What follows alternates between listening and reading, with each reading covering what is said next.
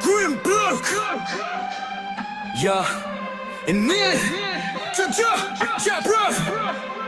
Yeah. Yeah, bruv. In it. Grim block. Let me tell you about this one time. I went through a porthole and snuck into the North Pole and got picked up in a Hyperborean DeLorean.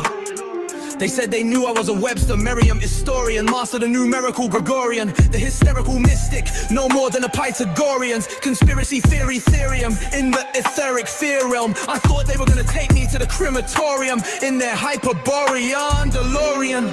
Tested me on my Sumerian, Shakespearean. Knew I was a numerical vegetarian Aquarian. That I knew about the Tartarians, barbarians, Mars radium, aliens. Salt of the earth, solution Selenian. Spent the night in a Hyperborean chamber. I looked around and thought, bruv, who hired the painter? Hyperborean memoriam, auditorium, all cause I got picked up in the Hyperborean DeLorean. Introducing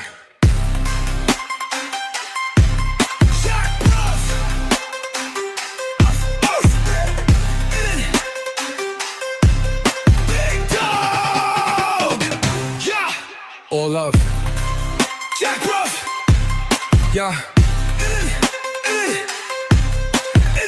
Invisible diamond minerals, crystalline and swimming pools, interdimensional realms of scrapping Catherine, Bahamas, Azores, Atlantis shores, mountains, temples, marble floors, seafloors, treasure and cities lost. Yeah, bruv, in it. Oh, sphinxes, pyramids and minotaurs, fruit grown in grove, luxuriant. In it. Inhabitants intelligent, closest seen to perfection. The whole experience, heaven to them, polar aurora, horizon beyond them. Flattened sky, lake of fire, core and flora, but bright comets, tornadoes, turbulence, not prohibition, more. Not forbidden, thought expansive, places massive. In it. Yeah, bruv. In it, oh. Just hanging around. Yeah. Telling stories in the Hyperborean DeLorean. Grim bloke. Jack bruv. In it. Just hanging out around. Oh, Jack bruv. 88892. If you didn't know, now you're forever exploring an interdimensional historian. Just hanging around telling stories in the Hyperborean DeLorean.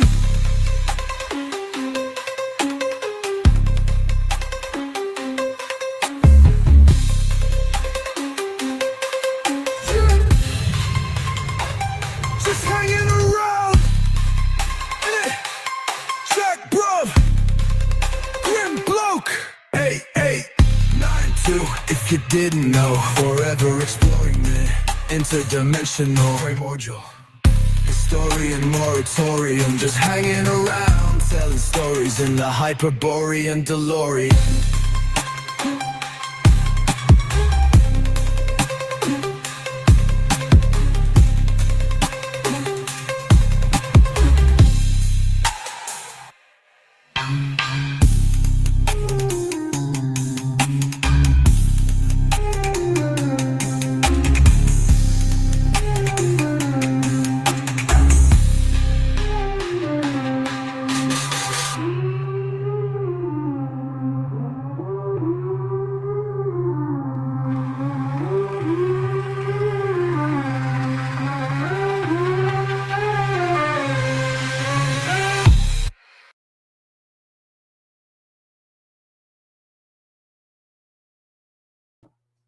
Welcome back, ballers, to another episode of Eye to Eye. Episode, what, 30 now?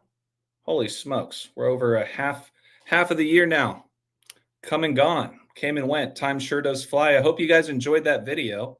I hope you guys heard it. Sounds like we did. But shout out to Sober Sorcery. I think he's still in the chat for that one. Him and I were working back and forth for the last couple of weeks on that, and I'm very proud of it. I'm very proud of him, and I just want to shout him out first and foremost for the awesome video. Makes it really cool. who was it? Someone in here enthused. It's almost like y'all are a legit show here. Come on, we're a legit show. All right, we're the best show in town. Best night of the week. Happy Tuesday, everybody. Hello, Rambo. How are you, my friend? Can you hear me? Oh, shoot. Here we go. Hold on a second. Oh. I can hear you. I got you guys. Okay. Yep. Yeah, I can hear you now. Can you hear me? I can hear you, brother. Cody, you out there? Yeah, I'm here. Can you hear me? I can hear you, brother. Sweet. Awesome. Yeah, go Sorcery. Yeah, thank you so much, Sorcery, for the video. That was a lot of fun. So anyways, yeah, let me this is the first time I had to segue from the video to back to the slides. So just give me a second really quick and we will transition over.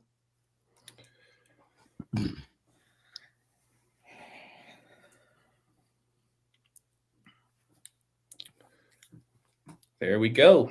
All right, you guys, episode 30, Eye to Eye with AJ, Rambo, and Cody. Welcome back, everybody. I just wanted to give everybody another reminder that I'm going to be receiving the hard copies of my book, Sorry, Charlie, coming in this week. So if anybody is interested in a hard copy, you can send me an email at wordplaybook, 3osinbook@gmail.com. I can also send you an e-copy for free. I'm just asking for $11 essentially for the hard copy. That includes the pick, pack, and ship process, and just send me a physical address where you would like me to send it to. You guys can also find me at Balll Don't Lie, 3 L's in Ball. I go by AJ, and appreciate you guys coming back as always. But Rambo, please, you have the floor. If you can please introduce yourself for maybe the few and far betweeners out there that may not be familiar with you and your work. Yeah, thanks. I can be found at patreon.com/thetruthcodes. There's only one tier. It's $5 a month. And I pretty much decode the world and ask the philosophical questions. You know, what is this world? And to use the Matrix as a metaphor, it's a popular metaphor ever since the classic movie came out. You know, there appears to be some kind of code to the Matrix. I don't claim to have all the answers, but life is a mystery, and those are the mysteries that I explore. I'm also on Instagram.com/thetruthcodes. We appreciate you, Rambo, very, very much. I just want to reiterate, his Discord channel is on fire, as always. Always brilliant minds as a part of that chat. That comes with his Patreon, and it is only $5 a month, not a day, not a week. Best deal in town. Thank you. Yeah. And Cody, I'm so glad to hear that you were able to travel safely on the day of all days. You were on a plane 911-01 days after the founding day of the U.S. How are you doing, my friend?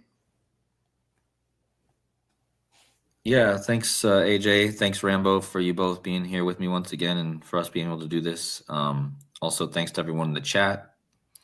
And yes, AJ and also Dana in the chat also both mentioning, yes, I did make it safely, and happy to be here once again from Germany. But yeah, I'll mention a little bit more about that later. But you guys can find me at decodingwithcody.com or on YouTube as usual. And also the way you guys can support the channel if you'd like is buymeacoffee.com/decodingwithcody. And yeah, so look forward to getting into today's stream. Always, like you say, the best night of the week. 100%. And now that you're on a much different time zone than the rest of us, I appreciate the sacrifices that you make, Cody, you know, getting up early or staying up late, you know, well, wherever you're at. Since we moved it an hour earlier, it means the stream starts at 3 a.m. my time. So it's a bit hard to decide what I want to do some nights. I think whether I want to try to sleep or like just try to sleep at 8 and try to wake up at 3, or if I want to just stay up till 3. But I think I'm usually going to try to get some shut eye before. So today I was only able to get about 2 hours before, but we'll work on that. I still have jet lag, so. Well, Enthuse says that there's healthier eats in Germany, I'm sure. So yeah. Enjoy that. Maggie says that the best Chinese food she's ever had was in Germany. So I don't know if you've ever had Chinese in Germany, but that's cool. Yeah, that I wouldn't say, I don't know if I would say the one I had was the best Chinese I ever had, but it was good. It was a Chinese buffet that I've been to a few times. So definitely, I would say that there's probably some good ones here somewhere if you look for them. I bet. I'm willing to roll the dice and say that it's better than what's in the U.S. But yeah, Cody, I was kind of hinting to you that I came across a gem earlier today. So I'm going to kick things off with just one main talking point, and I want to shout out Generating Degenerates on Instagram. He also goes by Someone. And him and I had a long conversation today. There was a lot to share. I just wanted to echo that I think he might have been DMing you on Instagram as well.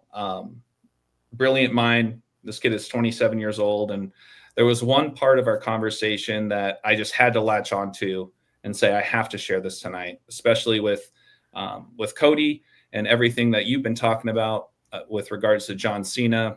I'm looking forward to your recap just now that we've surpassed that 91101 days since the founding date of the U.S. But yeah, so Generating Degenerates brought something up to me, and he was pointing out the Time magazine that was released right after Donald Trump first became president on November 14th, 2016. And the cover says, "The end is near." And it makes me think of John Cena's last, hurrah, so to speak. I still say that tongue in cheek. Who's not to say he comes back next year for another round? But point is he's running off of the Last Time Is Now tournament. Can't wait to get your 2 cents on that. But check this out, Cody. Check this out. When we measure from the release date of this particular Time magazine cover that says the end is near to December 14th, which from my understanding is the day after John Cena's last ever event, his last match, right? December 13th. Is that accurate? Yes, that's the day after, and it's the 17 days left in the year, which is obviously super important because he's retiring after 17 championships. So yeah, that's the day after. That's interesting because the word end also equals 14, right? But look at that. From the release date of this Time magazine cover, once again, November 14th, 2016, to next week, December 14th, 2025, it's going to be exactly 9 years, 1 month, and 1 day, right? And let's not forget that Donald Trump's middle name is John, like John Cena.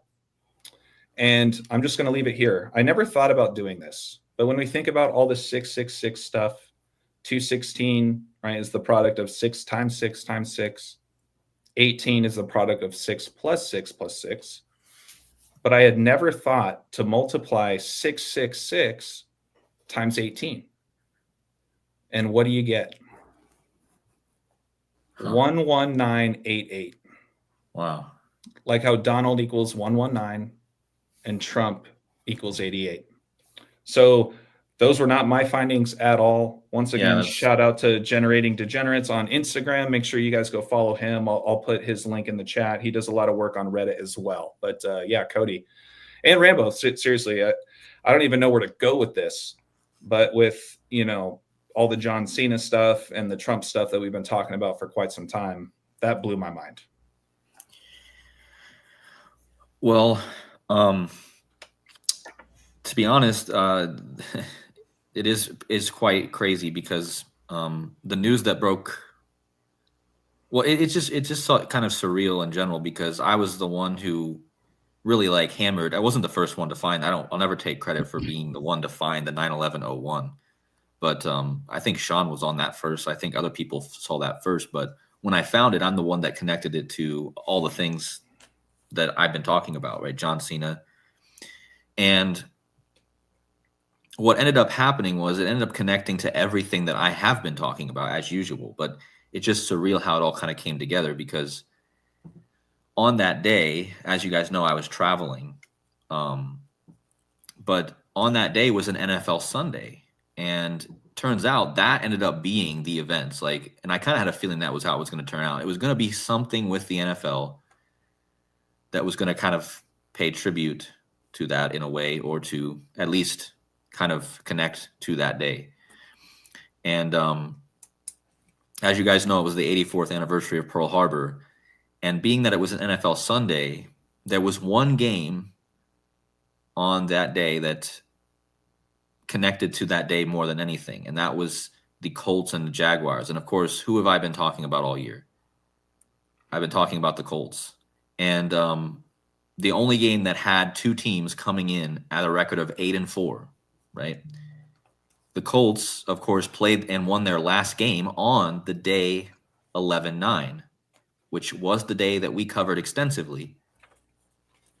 And ever since then, they have collapsed. Well, why is that interesting? Because the Berlin Wall also collapsed on that day. And where am I now? I'm in Germany. And so let me pull up a screenshot of what happened to me on that day. Just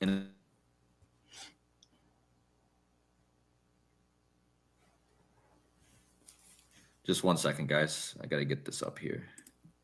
No problem, brother. Yeah, and to keep Rambo in the know here, it looks like Dan Jones is out for the season with an Achilles injury. And enter Phillip Rivers. You might remember him. But Let's see. Here we go. There you go, Codes. Yeah, so and I that's going to be one of my main things to talk about, because the news just broke about all this. Well, not just broke, but yeah, I'll explain everything. Hopefully I'll be able to get to it. But so when I originally booked this flight,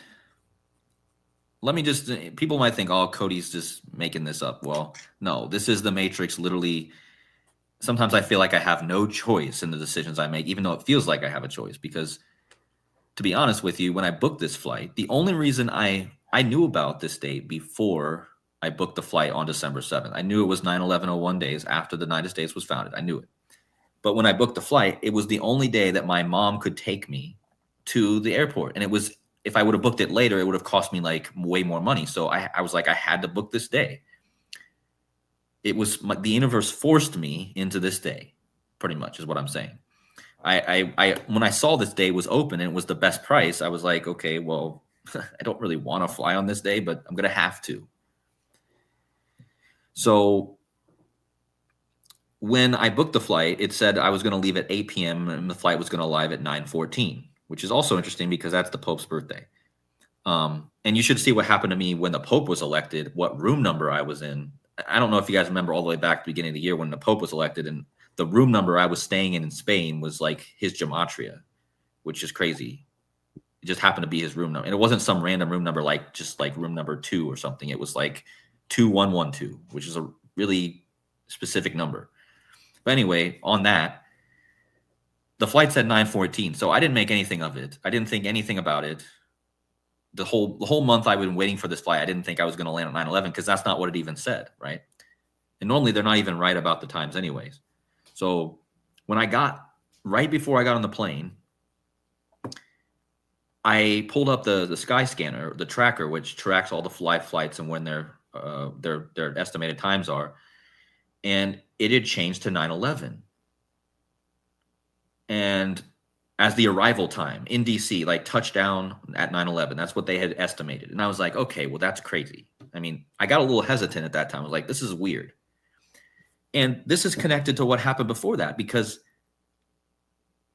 my flight was out of Columbus, Ohio, and I needed to get on the flight, or I needed to get to Columbus, and my mom had to take me, but we decided to go a day earlier on Saturday because there was snow in the forecast. So I was going to stay at my brother's, who lives in Columbus. And I had been finding a lot of connections to Candace Owens in this state on December 7th. And what's funny is my brother's name is Chase Owens, which is like super close to Candace Owens. Anyway, that's a whole different other subject. But this is the first time I ever stayed at my brother's house, right? And it was my last day in the 17th state, right? I was leaving the 17th state. And on my last day, I watched Ohio State, the 17th state, lose to Indiana in Indianapolis. So that got me thinking, well, this is weird. Like, first of all, when's the last time Indiana beat Ohio State? Well, a long time ago, guys. A very long time ago. And I live on the Indiana-Ohio border, by the way. I drive Amish. My old job was driving Amish in Indiana. Like, that was my thing, right? I was a Colts fan because the Browns always sucked, right?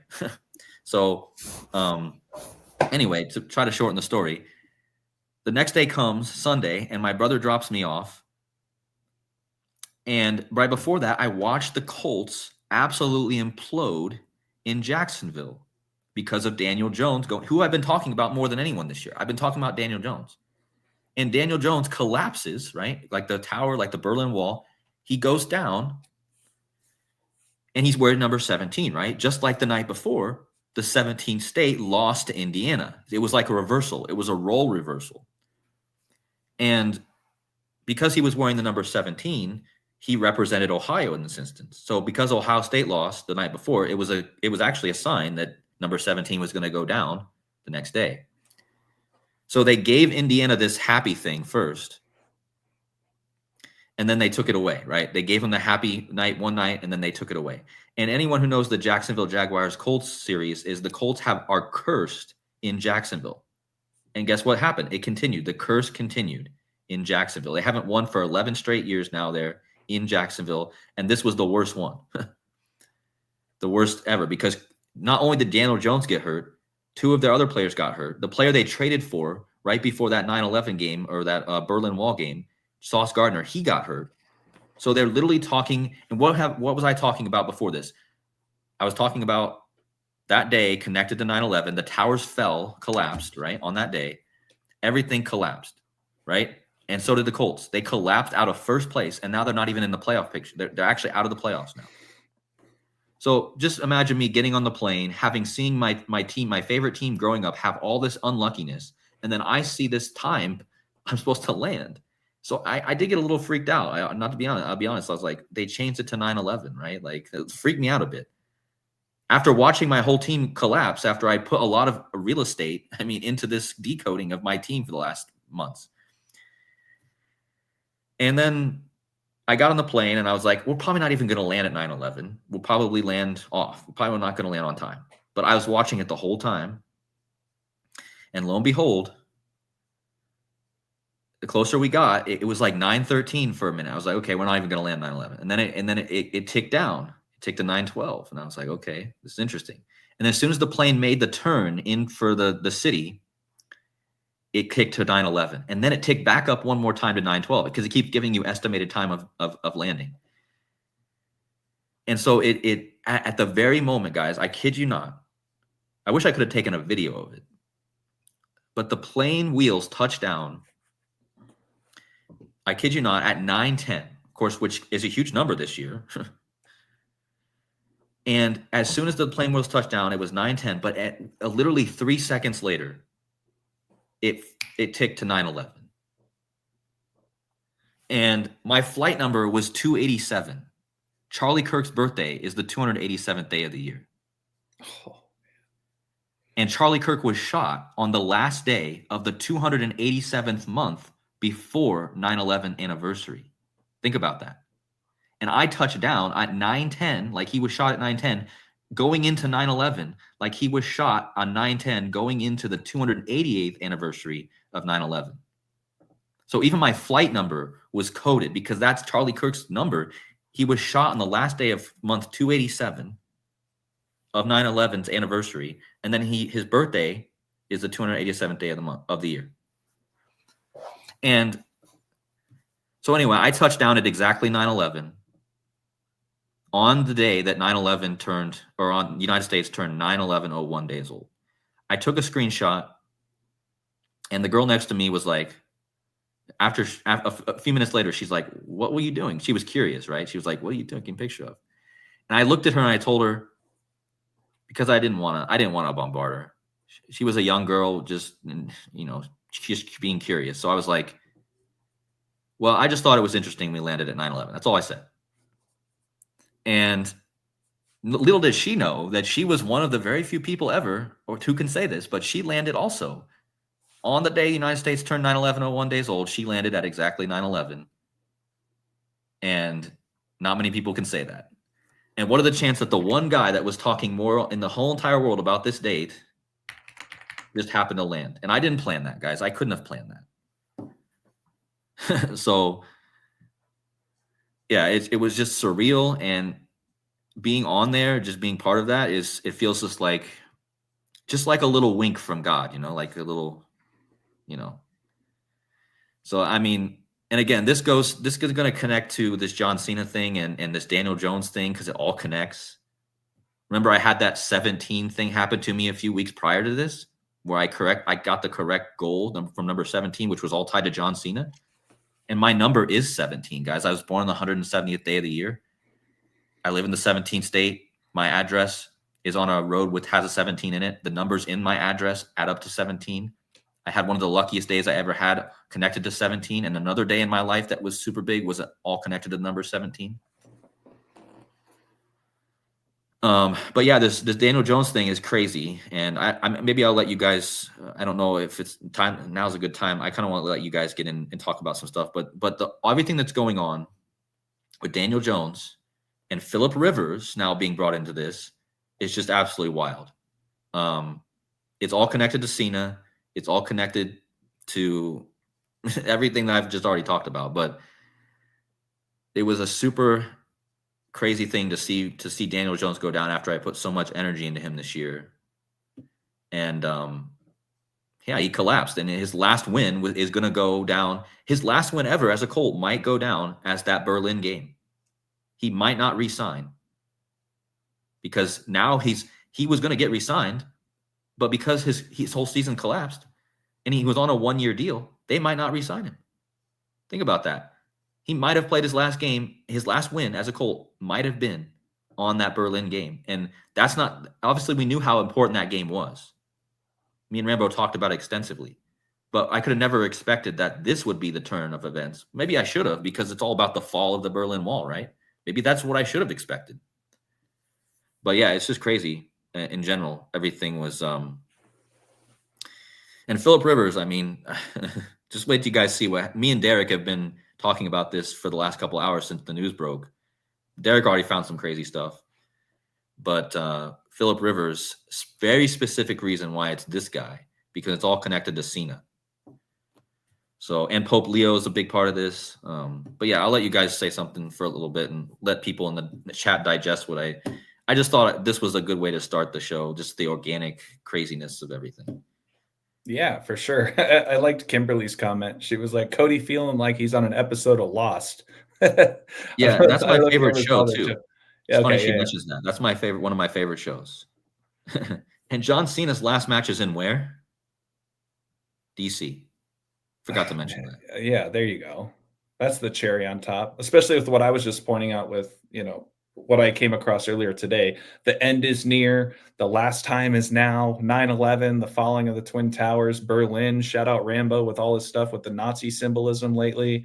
But yeah, Rambo, what are your thoughts, my friend?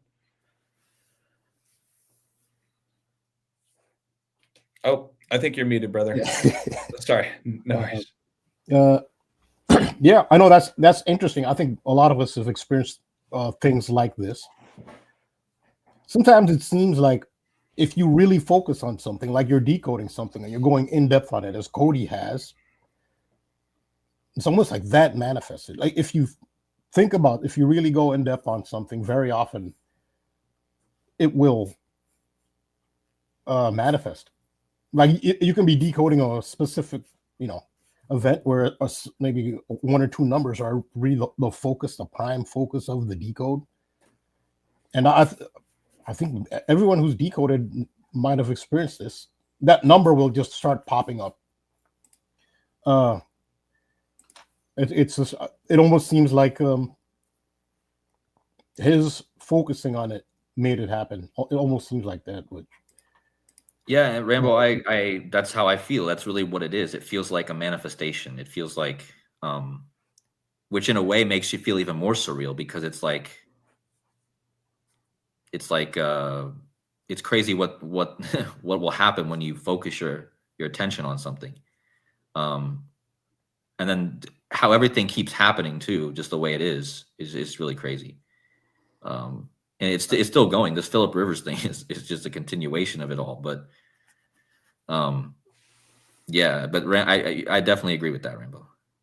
I mean, if I can add my own synchronization into all of this too, that same day, we had my team, Arizona. That's why I'm wrecking my Arizona hat today.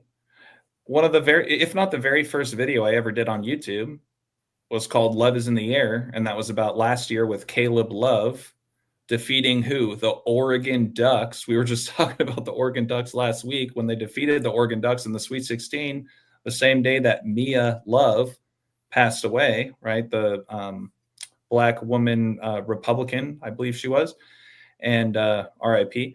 But point being is that they defeated Auburn. We were talking a lot about the Auburn symbolism last year related to gold and currency. And Arizona beat Auburn in Tucson that same day that Ohio State got upset. And now Arizona in basketball is the #1 team in the country right now. And Cody, you and I were, hitting each other up on Discord just about the IU connection. Made me think about you, Rambo, just the IU and the OU, the IOU. The O kind of represents the heart, right? At least in tennis, the 0. So there's that whole love symbolism that's kind of coming back to fruition, at least from my lens. All in the same day that Cody's traveling and everything that he just shared. That's tied to this too, because I was with my brother, right? Oh, yeah, there you go. Brotherly love. Philip, like Philadelphia, who just won. You know what Philip means, right? Yeah, love of horses. Oh, my God. Are you serious? I didn't know that. Yeah, so Philip means lover of horses. He played for 2 teams in his career. The Chargers are a war horse, first of all. Their original logo was a horse. And he played for the Colts, right? He played for the Colts already 1 year, 1 season. And he led them to the playoffs. So it'll be insane to see if the Colts have fallen, if they went from the #1 seed to the out of the playoffs, and then Phillip Rivers somehow comes in and at least leads them to the playoffs. I mean, what a story. But lover of horses, as we're going into the horse year, right? Oh my God, dude! I did not know that. And Philip is Phi, Philadelphia, right? Phi. But let me show you his gematria. Let me prove to you that this is all about the golden ratio, because look at his name, Phillip Rivers. 161. What's the golden ratio? 1618, right? Well, what's his initials? PR. What's that? 1618. His initials are literally PR. The 16th letter and the 18th letter in that order. So he's a perfect golden ratio.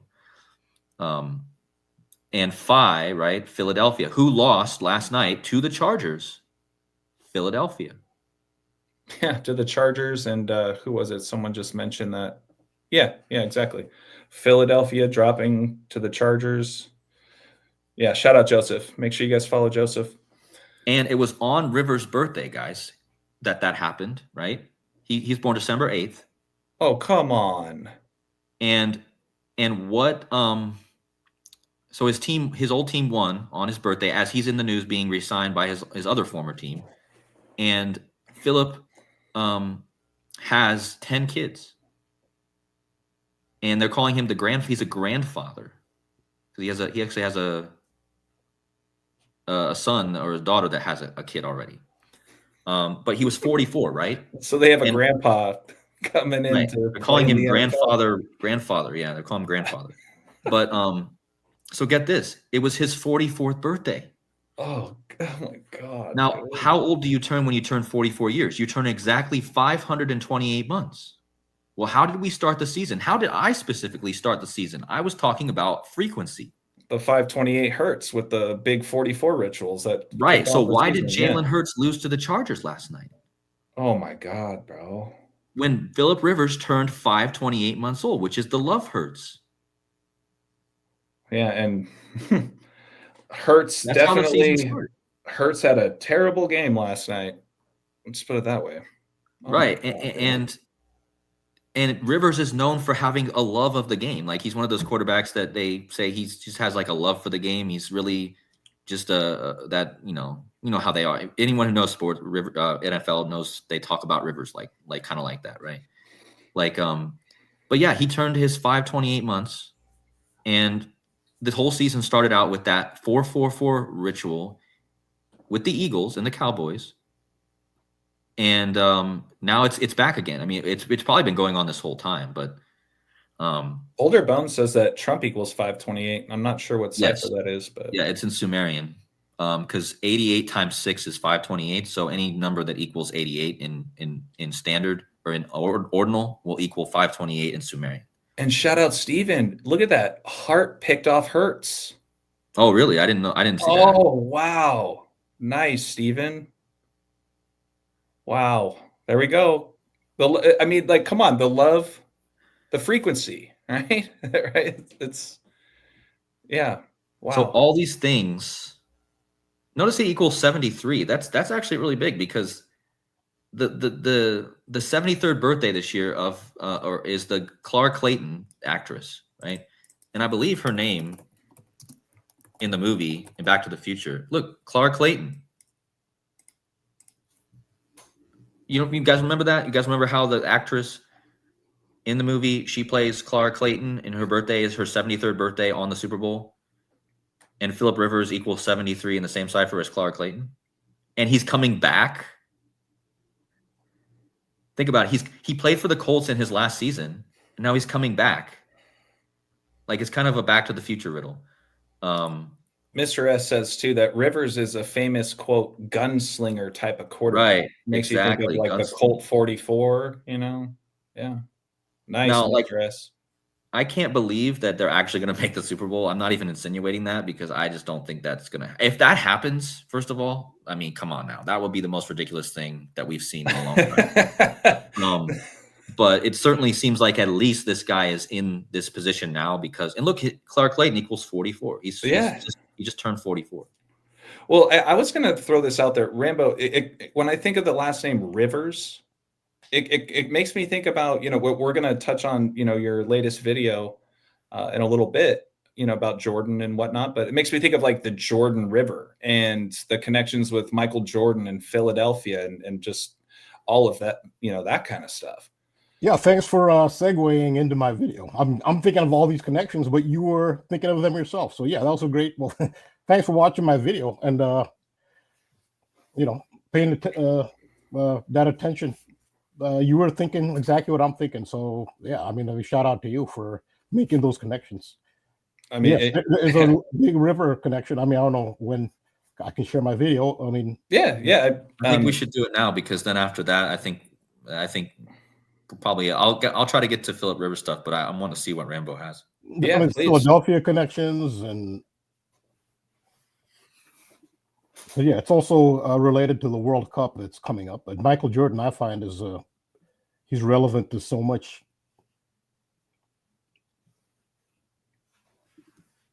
Yeah, I mean, especially because his birthday is the date that we move from the year of the snake to the year of the horse. Yeah, it is. Oh, it's on his day. Okay, yeah. His birthday is the first day of the year of the horse. Yeah, so it's exactly. super important. Yeah, so this is actually my Instagram post. If you go to Instagram.com/thetruthcodes, I just put this up today. But I have more to add to this. Patreon, I mean, you know how Instagram is, it's a short attention span, but I've got a lot more to add to this. But December 9th, today is December 9th. This is a special December 9th. In English gematria, the mystical practice of coding letters and words into numerical values, Jordan has a value of 62. J is the 10th letter of the alphabet, so J has a value of 10. O is the 15th letter. R 18 plus D 4 plus A 1 plus N 14 equals 62.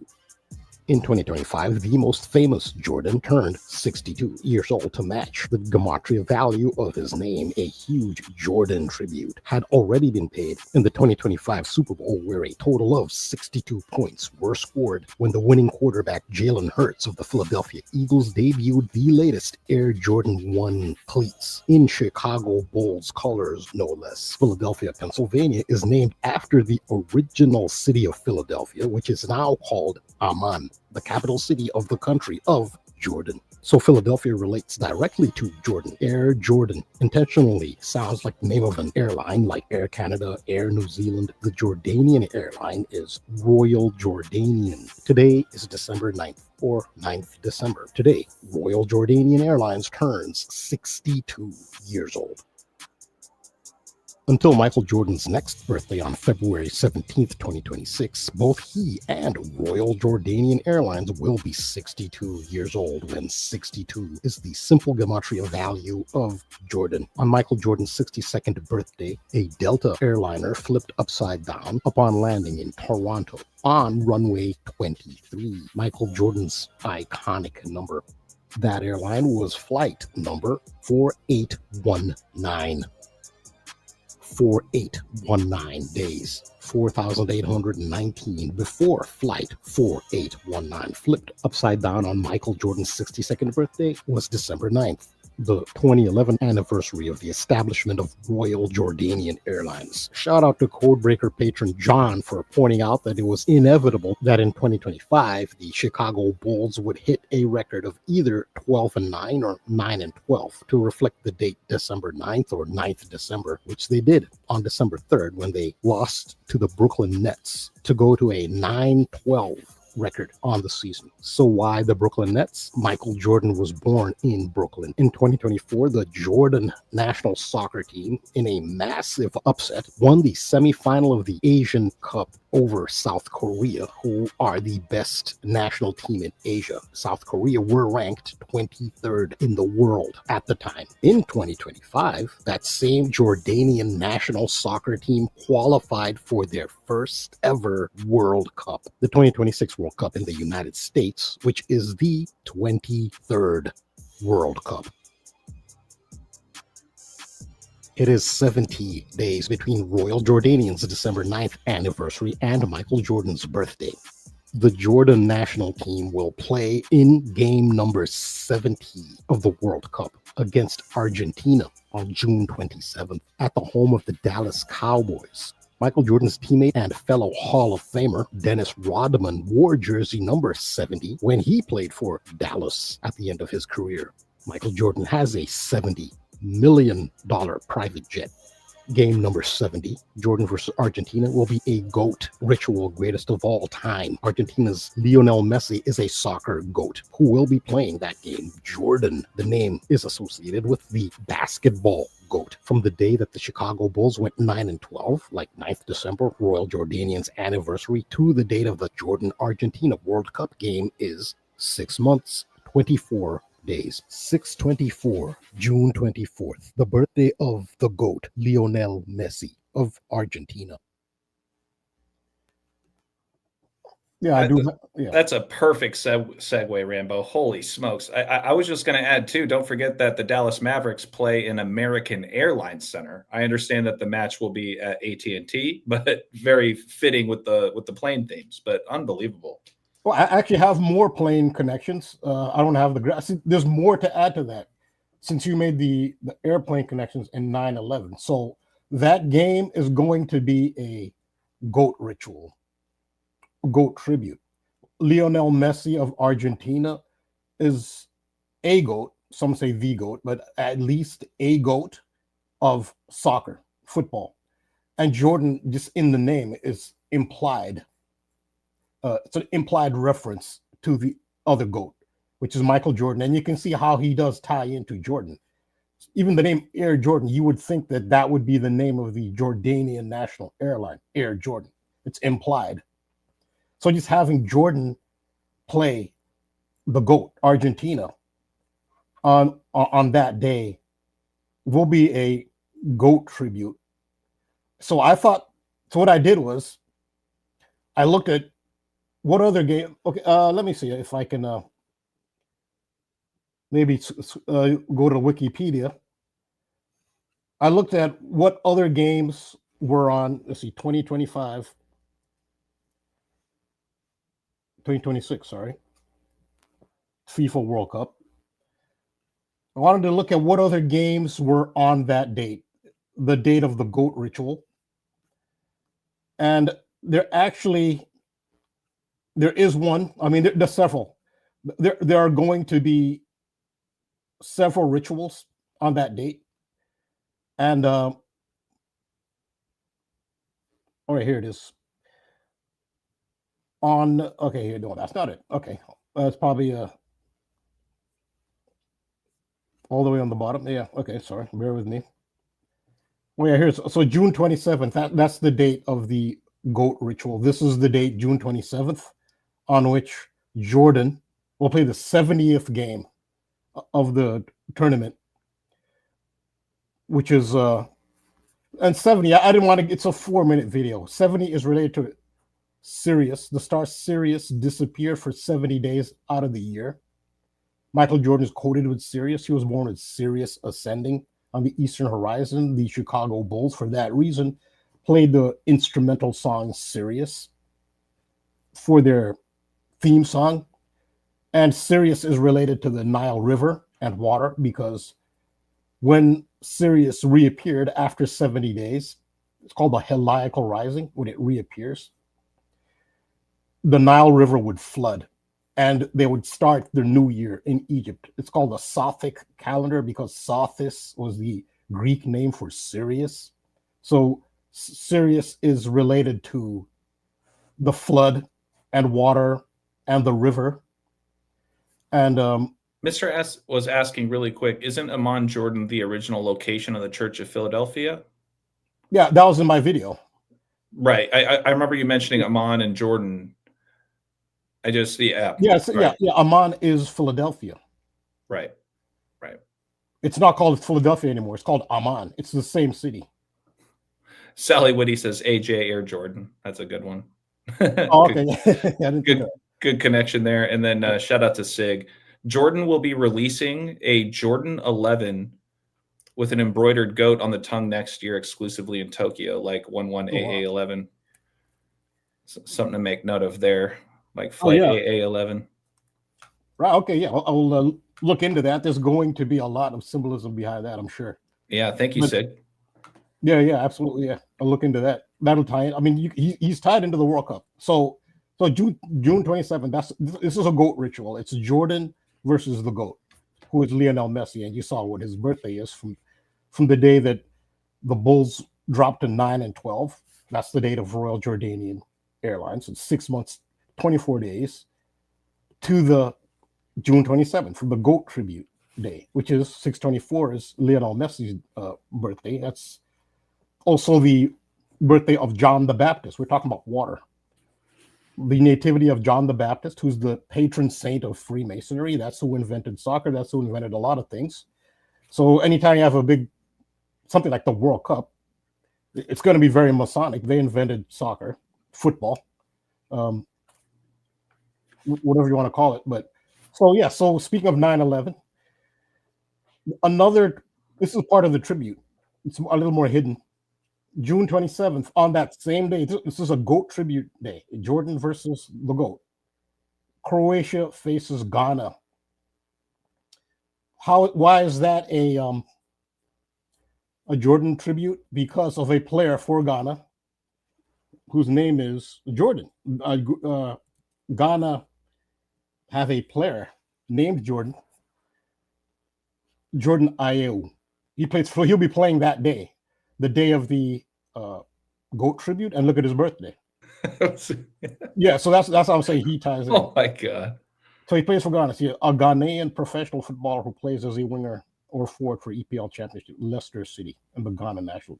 So he's a veteran. He's not a particularly, scary player. He's not the greatest, he's, I guess, average or so. He's up there in years, but I wouldn't bet against him scoring on that day, given that it will be a GOAT ritual. So, speaking of 9/11, this is how I would tie in. September 11th is related to that day. That day is a GOAT ritual. I have some other stuff too.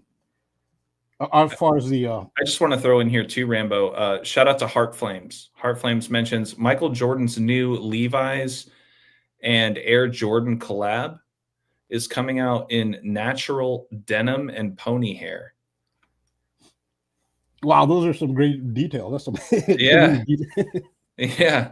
I mean, denim. I'm just thinking Well, of like all the jeans connections. Yeah, go no, ahead. Chris. there's this Levi's thing again. Elvis Yeah, is there you go. connected to Sirius about with Yeah. Vegas, and then this Levi's Stadium is where the Super Bowl is. So Yeah, Yeah. and Levi's Stadium will host 3 games in the World Cup. I'm sure those will be related, but we don't have to talk about this right now. But we're on the water theme.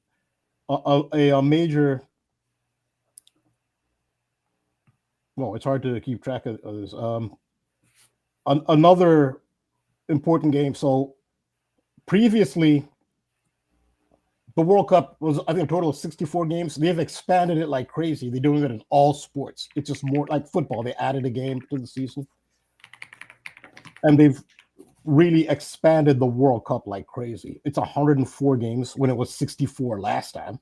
That's 104. There's never been so these a lot of these numbers are very significant. Like the 88th game. I mean, that's we can get into that some other time, or didn't have to be today.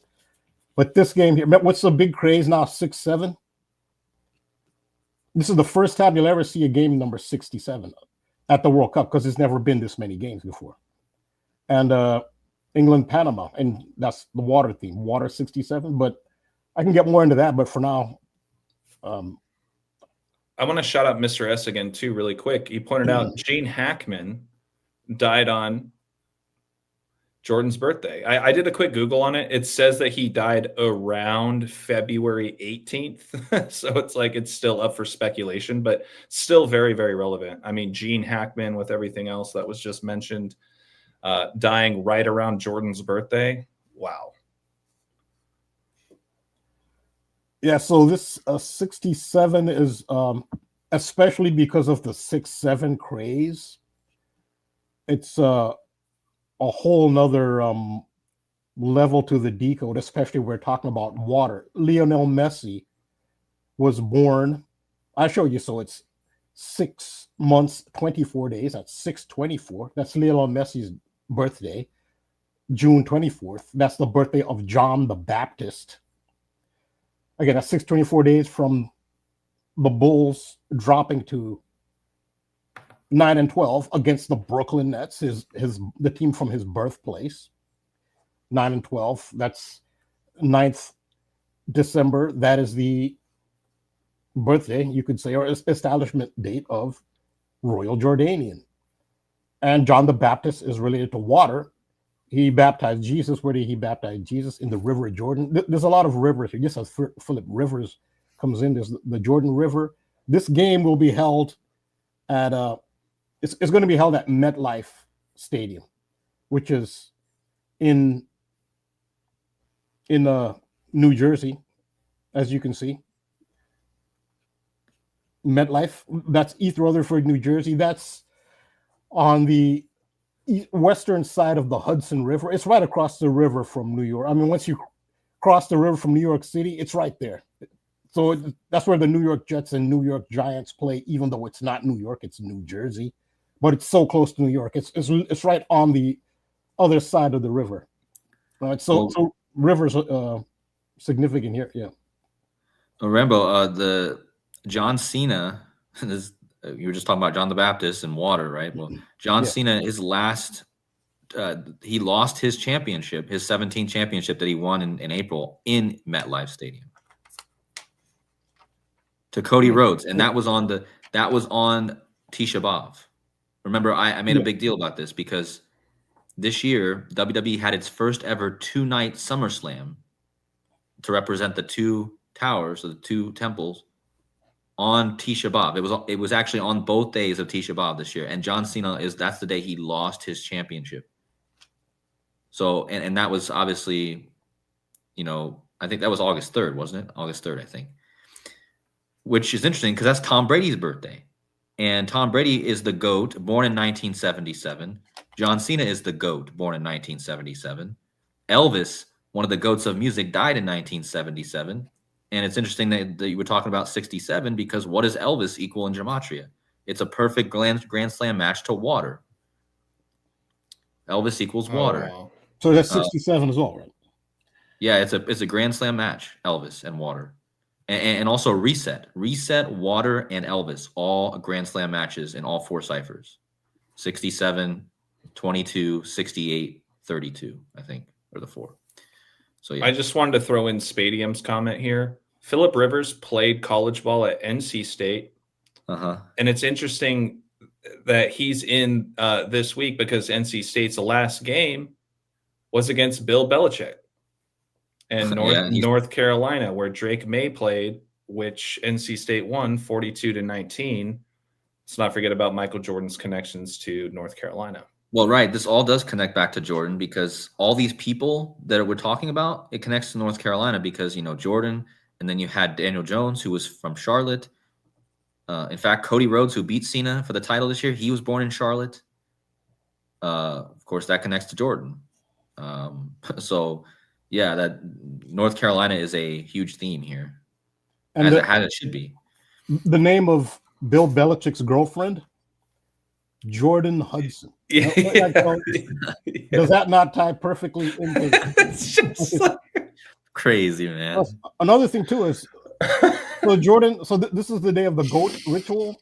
I show you how the player for Ghana's name is Jordan. He was born on 9/11. But look at where he's playing on the goat ritual day, in Philadelphia. And where's Philadelphia? It's Philadelphia's Amon Jordan. So this is I just talked about significant Philadelphia. Well, that's where Jordan will be playing, in the city named after the capital of Jordan. So that ties in as well. There's another part of, so this 6-7 thing is big. It's the gematria of water, but this is a major 6-7. So we know, Lionel Messi, his birthday is June 24th. I see how June 24th ties into this. It is a birth date of John the Baptist, the nativity of John the Baptist, who baptized Jesus in the River Jordan. It's all about water baptizing. John the Baptist is the patron saint of, at least modern English language Freemasonry. That's why it was so it existed before 1717. They brought lodges together, so that means they already existed. But in the modern form, the United Grand Lodge of England was founded on June 24th, 1717, which is a very well-known date, especially in this community.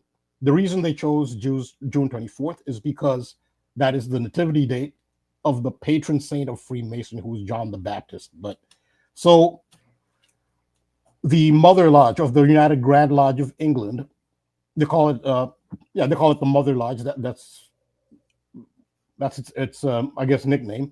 It's on Great Queen Street in London. On the same street, Great Queen Street.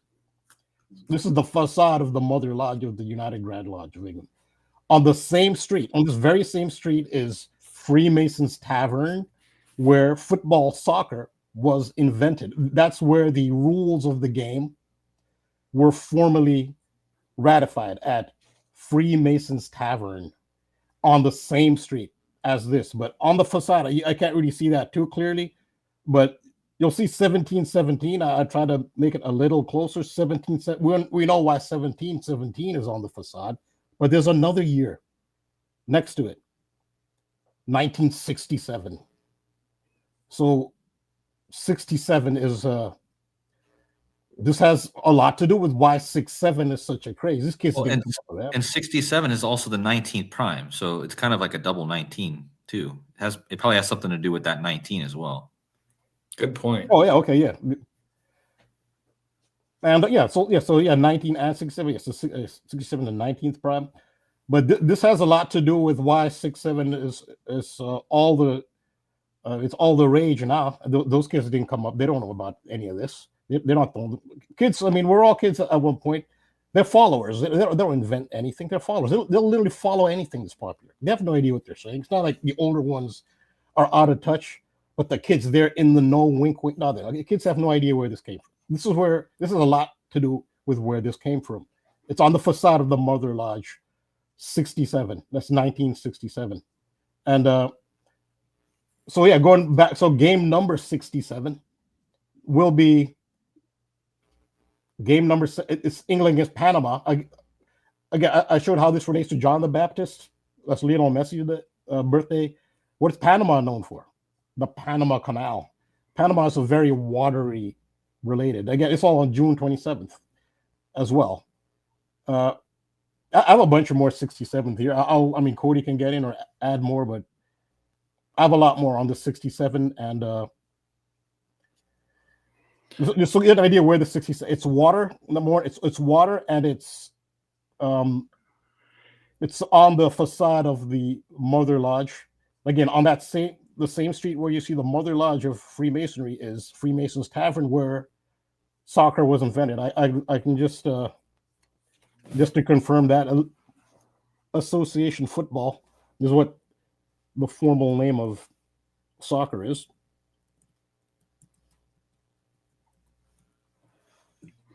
Earl Dadot here says, wow, never knew that, Rambo. The whole area is decked out in honor of the Great Pyramid of Egypt. Cleopatra's Needle is at the bottom of the King's Way. And Heart Flames, shout out Heart Flames. Lincoln Financial Field, Lincoln on the last penny in Philly. You know, we just discontinued the penny this year after 238 years. It makes me think about when you make a wish and you flip a penny in what? Water. The Cambridge Rules, first drawn up at the University of Cambridge in 1848, were particularly influential in the development of substance, including the Cambridge Rules were written at Trinity College, Cambridge, at a meeting attended by Winchester and Shrewsbury. They were not until English-speaking. Okay, here it is. Okay, yes. So these ongoing efforts contributed to the formation of the Football Association, the FA, in 1863, which first met on the morning of 26th October. This is the birthday of soccer. 26th October, 1863, at Freemasons Tavern in Great Queen Street, London. So just to confirm that. And you see there's a 6-7 on the facade of this game number 67 against Panama, known for the canal. And who's the GOAT from Panama? This is a GOAT from Panama. That's Mariano Rivera. River. It is a GOAT ritual that day. Cody was just mentioning Elvis. Mariano Rivera is related too, because he's a GOAT. Well, and I'm just thinking of Mario. There's a lot of Mario connections this year, particularly with the death of the creator of Mario. Right after Yashimoto, right? You had Yamamoto and then Motoyama. Those connections could just going back to the Dodgers and Brooklyn, like a babbling brook. Yeah, Mario has mod in the beginning, which means ocean. It's a water related name as well. Mariano Rivera is very watery. He's from Panama, known for the canal. His name is Mariano. Mar means ocean or sea in Spanish, and then his last name is Rivera, river. In fact, the deepest point of the ocean on Earth is the Mariana Trench. Mariana, he's Mariano. This is all very watery. It has to do with John the Baptist and rivers. I don't know. Can this guy not score? There's another player who's not. I looked at the Panama team, thinking. I mean, I'm not familiar with the Panamanian players. I wonder if there is a player who fits this ritual. And this is a major thing. And they did it. His name is. This is their star striker, goal scorer. This is him for Panama.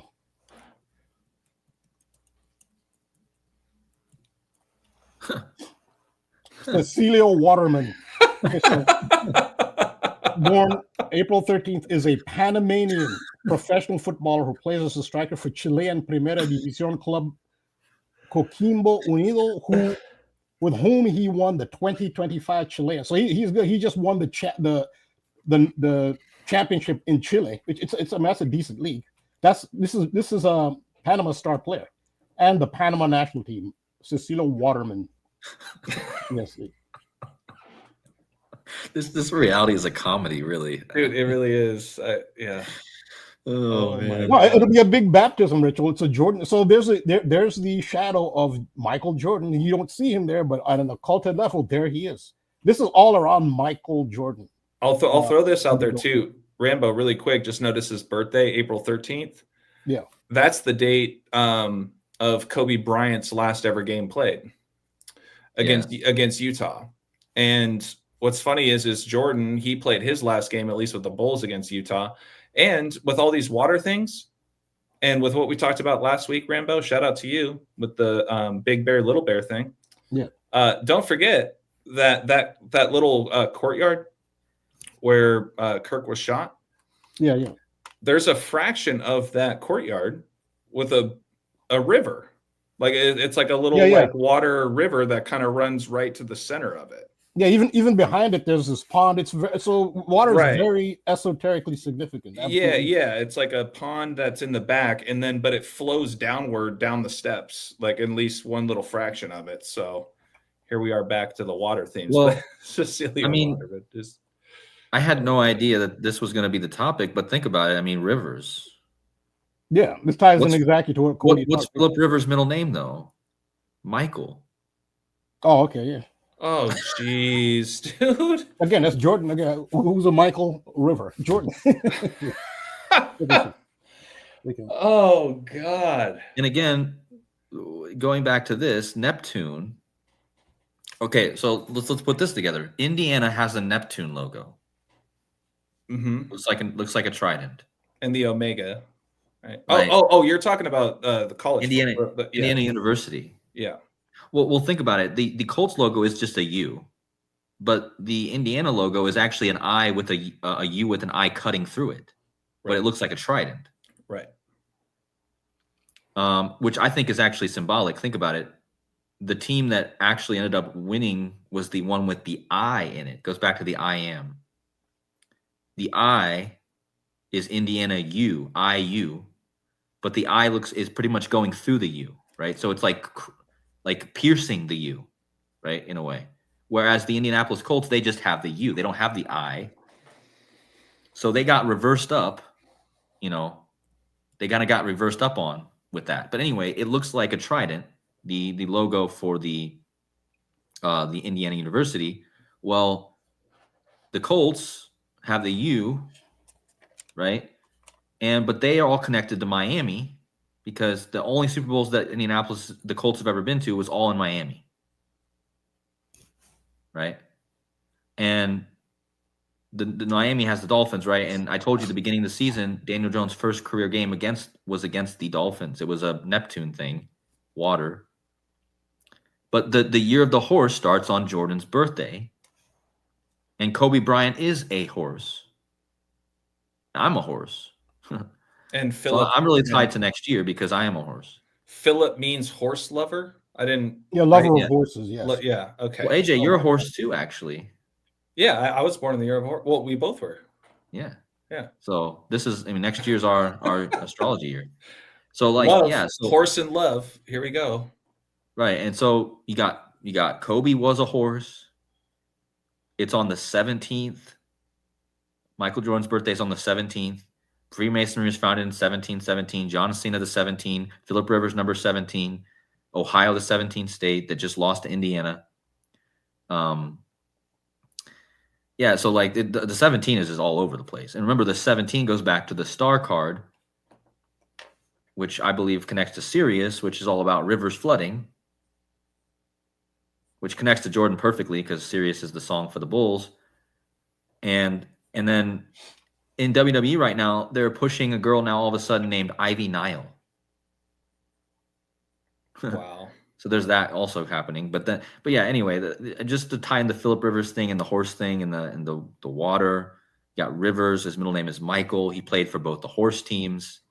Now he's coming back for the horse teams. I just got to shout out Sally Woody just with, the Adam Sandler stuff, right, Cody? We did a whole stream. I love you. Adam Sandler has a whole stand-up called I Love You, right? And he was in that animated movie called Leo where he's a lizard. And, he was in Rain Over Me, right? We did a stream on that too. But yeah, let's not forget about his movie Waterboy, H2O, Gatorade. Florida Gators won last year in college basketball.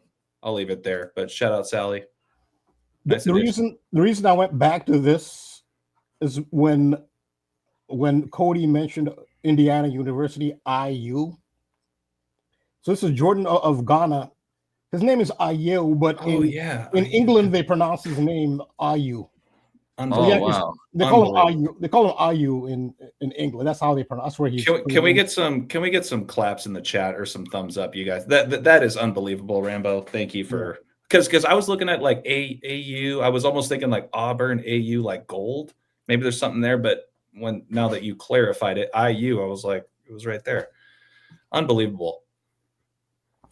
So Ghana is actually significant. It's because this is again. This is all about Freemasonry. Freemasonry invented this game on the same street of the Mother Lodge. This is very, and the 624 is the birth date of the birth date of the patron saint of Freemasonry. So he's from Ghana. Ghana qualified. So Ghana actually is significant. I don't know how many people know about this.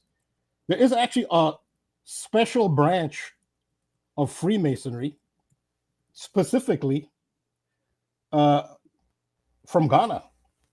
It's so Ghanaian Freemasonry for some reason is it actually is it's a unique, I'd say, branch. Of course, it comes from England. It's a former British colony, and April 11th it was established.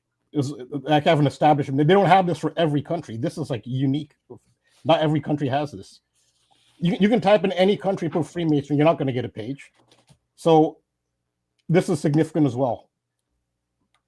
You know what's crazy, Rambo? So April 11th, that's Anton LaVey's birthday, for the record, founder of the Church of Satan. But look how old the Freemasonry in Ghana is. 215 years.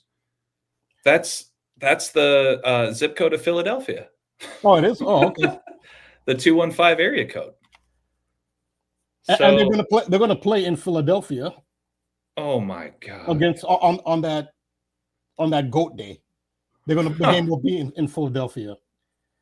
But that's in June though, right? Because in that's other words, thing. Yeah, I know. It actually gets worse. Yeah, because then it gets to 216, and then that's a whole other thing. They'll actually be 216 years old. You could say, okay, when the schedule was made for the World Cup, that's when the 215 comes in. Ghanaian Freemasonry was 215 years old at the time that they made the schedule to put that game in Philadelphia. But when the World Cup starts, that game's actually played. It'll be 216 years old, and it was founded on April 11th. But so that is the significance of Ghana, and it goes a lot deeper with Jordan Ayew. They say Ayew. So there's more. I have a lot more on this 6-7. Speaking of which, shout out True Baller. True Baller pointed out that the 6-7 rapper. So apparently this all started from Skrilla, Doot. Yeah, this is where it all started. Apparently, he's from Philly. So there you go. Yeah, reminds of the synagogue of Satan. The letter being written to the Church of Philadelphia, warning the synagogue of Satan. Unbelievable. The chat, you guys are killing it as always. Appreciate it, everybody. I'll add to the video. So the video I put up there, 4 minutes is a lot for Instagram. Sure. But I can't do, the stuff I do needs context. Like I can't do it. How am I going to do that in 2 minutes? I try to shorten it, but I don't know. Instagram, that short stuff, just not my need. I tried to condense it as much as possible. Hopefully people could. I know Instagram is short attention span, but so what I'll do is for my channel, I'll have a lot more on these GOAT rituals in the World Cup. Hopefully people who are not into sports, certainly very few people are into soccer, understand. Hopefully they'll still see this and say, oh yeah, it is interesting and relevant regardless. This is beyond sports. This is relevance beyond sports and soccer. Yeah. Absolutely. But yeah, there's 6-7s with the leaders. Like I look at the Panamanian president, he'll be 67 years old at the time, and the the British Prime Minister Keir Starmer, that game will be 67 days before his birthday. So that's England versus Panama, game number 67. So yeah, I have a lot more to add to this. This water thing is huge. The water, the river, John the Baptist. Considering you have to put in context, where the sport of football was invented. That all is yeah, and this is the first ever match number 67. We never had this many games. They've expanded the tournament like crazy. That's huge. I think that's a huge comment there, Rambo. I just want to emphasize. So you're saying with the expansion of, the World Cup and just the expansion of like the NBA Cup and like, college football, they're considering adding even more teams to the play. They just keep adding more and more. So in other words, Rambo's really, this is important, you guys, with all the 6-7 stuff, and we got the World Cup coming up next year. There's never been a match 67. So to think that this 6-7 is going away at the end of this year, that's not going to happen. I mean, people might die off on, doing the ritual, but that's a really big observation, Rambo. Yeah, and I didn't even notice, but you you pointed out the 216 thing. I didn't even see that. As far as the foundation date of Ghanaian Freemasonry will be 200. That's some pretty deep roots, Freemasonry in Africa. I mean, for an institution in Africa, like a Western institution in Africa, that is a lot. That's 216 years is a lot. And it's very significant. Yeah. And shout out Randy. Is this true? Maybe quick Google this. I'm not doubting you, Randy, but thank you for sharing. First Super Bowl in 1967. Is that true? That'll be Super Bowl one. That'll be. Yeah, I think that is right, actually. Wow. That's fantastic. Yeah, 67. January 15th. Yeah. The Chiefs and the Packers. Wow. There you go. Great observation. Great addition. Wow. Yeah, the 6-7 ain't going away. And for me, I always keep going back to like, there's a reason why the hand symbolism is incorporated with it. The up and down hands. I mean, I just think about the Baphomet, like just all that kind of synchronicity with it. Oh yeah. So yeah, since you mentioned that, so I remember you talked about the Sea of Hands play because you've talked about the hands and I guess this ties into the Adam Sandler stuff that we've been that ties into this. I think it's Sally Whitty talked about Adam Sandler and Waterboy. Mm-hmm. He played for the Mud Dogs. Now we're back to the dog themes. Yeah, so there's this really farcical event that happened in soccer where they literally, I told you the FIFA president who looks like Elmer Fudd, who's like a total Trump lapdog, he took it to another level. People thought they've seen, I mean, he's shameless. He's shameless. He has no dignity. He'll grovel shamelessly around Donald Trump. Like he has no dignity, but he took it to another level. So let's see.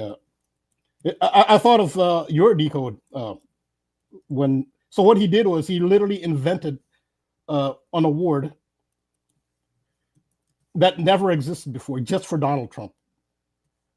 Oh, that's right. But wasn't this past week after our last show? Yeah, it was just recently. This past week, yes. It's like Gianni Infantino. Look at Elmer Fudd. I mean, he's the big giant infant the big baby. So now it looks like they actually might. There's some rules that he broke in doing it. Accused of breaking rules. Not that he cares. For him, it's all about Trump. It's all about Mr. Trump. I made Mr. Trump happy. But you have to look at the award. The award made me think of. I'm gonna get a close up of this award.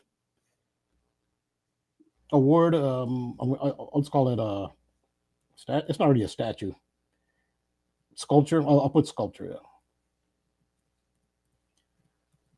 Well, hopefully I can get a close up of it. Well, this is what it looks like.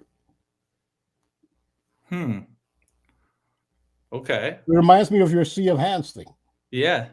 It's all these hands in a globe.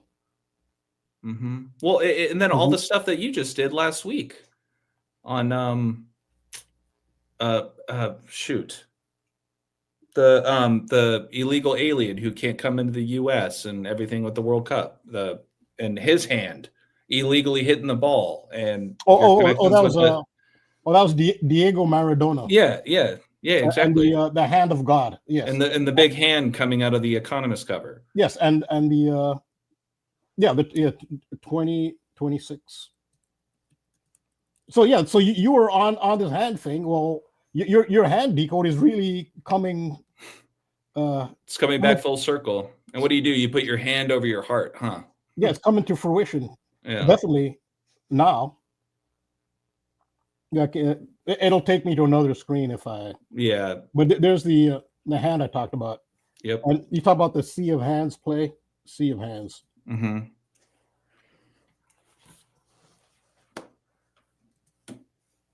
Sea of Hands play NFL. Oh, now you're showing. Yeah, it was that second thumbnail right there. That was what I touched on in this book. But yeah, I mean, Adam Sandler, he has a hand injury. You got Chubbs Peterson with his hand injury, etc. And then you had Travis Kelce, who had his own hand injury. Here's what I put. I'm just going to read this one paragraph. While still active in the league during the time of Super Bowl 58, NFL player Bradley Chubb was traded to the Miami Dolphins back in 2022, reminding of actor Carl Weathers, who played Chubbs Peterson in Happy Gilmore, who also once actually played for the Oakland Raiders, who hosted Super Bowl 58 just days after Carl Weathers' death. Besides the name connection, this alignment is in tribute to the Sea of Hands play featuring the Oakland Raiders and the Miami Dolphins in 1974. And sure enough, in that same Super Bowl journey, that's when Travis Kelce had his own hand injury against the Dolphins before he ended up in the Super Bowl. So a lot more to it, but. Yeah, I think it's also relevant to Michael Jordan. Thing of hand. Oh, yeah. And his And him, the latest movie, yeah. him, right? We talked about just all the hand stuff and the weird pinky thing, and yeah. Yep. Wow. Shout out to you, Steven, as well. You just pointed out. I didn't know this. So we were talking about the Chargers beating Philadelphia. Well, apparently Justin Herbert played with a broken hand. Are you serious? Oh, wow. Come on, man. Wow, your decode is ahead of its time. Yeah, it's aging like fine wine. Yeah. Oh yeah. True Baller put that in there too. Wow, you guys are great, man. This is crazy.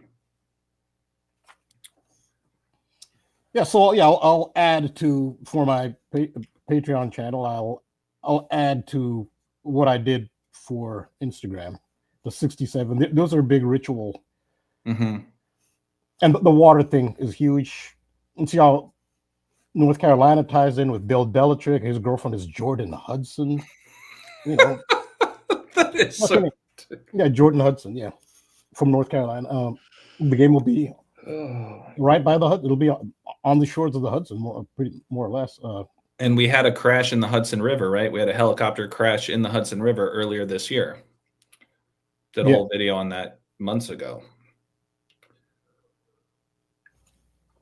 That's unbelievable. But yeah, also my favorite is Cecilia Waterman, which I mean I didn't know. I just said let me. So what the name I was looking for, which is a popular Spanish name, will be Baptista, because it would apply to John the Baptist. That's actually the name I was looking for. I was wondering, there are not major players. There are a couple of players named Baptista in Major League Baseball, because Major League Baseball will be going on during the World Cup. And you know how sports, the KODI shows this better than anyone else, how wrestling will not really dictate, but it corresponds, synchronizes with other sports. They will synchronize across sports. I'm pretty sure the World Cup, without a doubt, will synchronize with the American sport that will be going on at the time, which will be baseball. So I'm just wondering if some player named Baptista, which means Baptist, might excel. There are a couple of young players that I couldn't really find current major like significant. I think the Baltimore Orioles have a Baptista. He's a closer, big guy, like 6'8", 280 pounds or something. Maybe he'll soccer player. No, Baltimore Orioles. Oh, sorry. I missed the beginning part. I was like trying to imagine a 6'8", 280-pound. I don't know what happened with my camera, but can you guys hear me? I can hear you. Yeah. My camera loves to play games with me. But yeah, could you imagine a 6'8", 280-pound soccer player running around the field? Yeah, that'd be one of the greatest athletes of all time if he could excel at that size. That would be a sight to see. Cody, where you at, brother? You still out there? Oh, I see you requested to share your screen. So Rambo, I'm gonna shift gears here. If Rambo's not done, it's fine. No, go ahead. Oh, okay. I mean, I obviously still wanted to talk about Rivers a bit, but I was just doing my own little looking because, I had to look what's happening on my birthday for the World Cup. And you guys know my birthday is King James' birthday, right? So, of course, Scotland is playing on that day. Of course, right? On your birthday? On King James' birthday. And he was Scottish, right? And my last name is Scottish. So of course he's playing. Of course, that's the team that's playing on my birthday. But what's crazy is they're playing Morocco. And if you just type in the two teams, Morocco, Scotland, it equals 170. Well, that's the 170th day of the year. So that's coded. So they're playing on the 170th day of the year. They both put them both together. It equals 170. I have to obviously think more about how Morocco would connect to Scotland and King James, and I'm sure it does somehow. Because I don't see. There's probably a reason why it's Morocco that they're playing. Shout out Earl. I'm sorry, I'm going to botch this. Erledot. Usain Bolt played in Germany. I thought he was a runner. Did he play soccer too? But I mean, the Bolt themes, right? Going back to your stuff, Cody, with the hertz and the frequencies. Yeah. So just a fact about the Morocco-Scotland game. Scotland hasn't been in a World Cup since 1998. It's been a really long time since they qualified for a World Cup. The last time they were at a World Cup was in France, where they were actually eliminated by Morocco in the opening rounds. So the last team that they played was Morocco. Huh. So so now they're playing them again. So there's something about that matchup. And there's 3 O's in Morocco. I'm seeing more and more of these O's with what we've been talking about with Oregon and Ohio and the I's and the circle and Kirk and all that stuff. Yeah, I don't know. I just, I'm just honing in on this, just because, well, as soon as I saw Scotland, I was like, okay, well, that's definitely King James. I'm just wondering, and what Rambo said obviously makes sense, being that actually ties to their last game. So it's interesting. It'll be interesting to see, it's interesting that Morocco and Scotland together also equals 235. That's actually interesting because that's a big number. It's the Metonic cycle, which is 19 years, right? And 67 is the 19th prime. And it's the 19th, June 19th. So, and look at, if you actually just type in it differently and you type in versus, right, it equals 67, the 19th prime. Nice. So, but Scotland, of course, has its big Trump connection, 88-47, basically equals Trump. But yeah, I mean, Trump's mother was from Scotland, Mary. Her name was Mary. And it just reminds me of what we found the other day, AJ, with Macaulay Culkin. The Macaulay name comes from, they were like connected to the Donald clan, right? Yeah. I know Rambo would appreciate that when we were just doing just kind of an off the cuff decode of Home Alone, and we looked into the last name McAllister. And Cody, McAllister, that's right. Yeah, Cody found that McAllister stems from the clan of Alexander, right? And which basically comes from Donald, the Donald clan. Right, stems from the Donald clan. And then we just took a second. We were like, Mick what? Mick Allister, like Aleister Crowley, you know? Well, and you know, the again, I think somebody, and probably me, is going to have to do this because I'm already interested in Scottish stuff because that's my name. I have my own clan. I'm going to have to go through and decode the clans because Scotland has an interesting, thing. It has clans, right? Well, what's the difference? Like, I don't know, but do either of you guys know, like, what makes a difference of a clan versus like a cult or a family, right? I mean, like, is a clan a family essentially, or is there some royal aspect that they just, from what I understand, and like I said, I'm not an expert on it, but I mean, it's just like the last name, like where their name comes from. They share that name, or they get their name from a certain place, like Robertson. My last name comes from Robert, right? Son of Robert, but also actually comes from another name completely. So I don't know how the Scottish stuff is very like intricate. There's so many different clans and so many different, but it's interesting. The clan stuff is super interesting. And if you look up a Scottish clan, like I'll just type in my clan. It's just super symbolic or something because Mr. S has a good comment here saying Donald said in a commercial he is like Alexander the Great. And Elon years ago said he's like Alexander. And don't forget, for those that follow the Home Alone series, you have Macaulay Culkin playing Kevin in the first two movies. And then Home Alone 3, it's not Kevin McAllister anymore. It's now Alex. Right, yeah. Kid's name is Alex. So I don't think that's a coincidence. Argentina has a player named McAllister. He's a very important player to them. Wow. Really? And he plays for Liverpool. And Liverpool so his teammate on Liverpool is Andy Robertson, who's the captain of Scotland. Right, that's what I mean. I forgot about that. We found this out. The guy who leads on my birthday, guys. The team led by the guy with my last name. I didn't click until now. What the heck? Yeah, and he has a team, and his teammate with Liverpool plays for Argentina. His name is McAllister.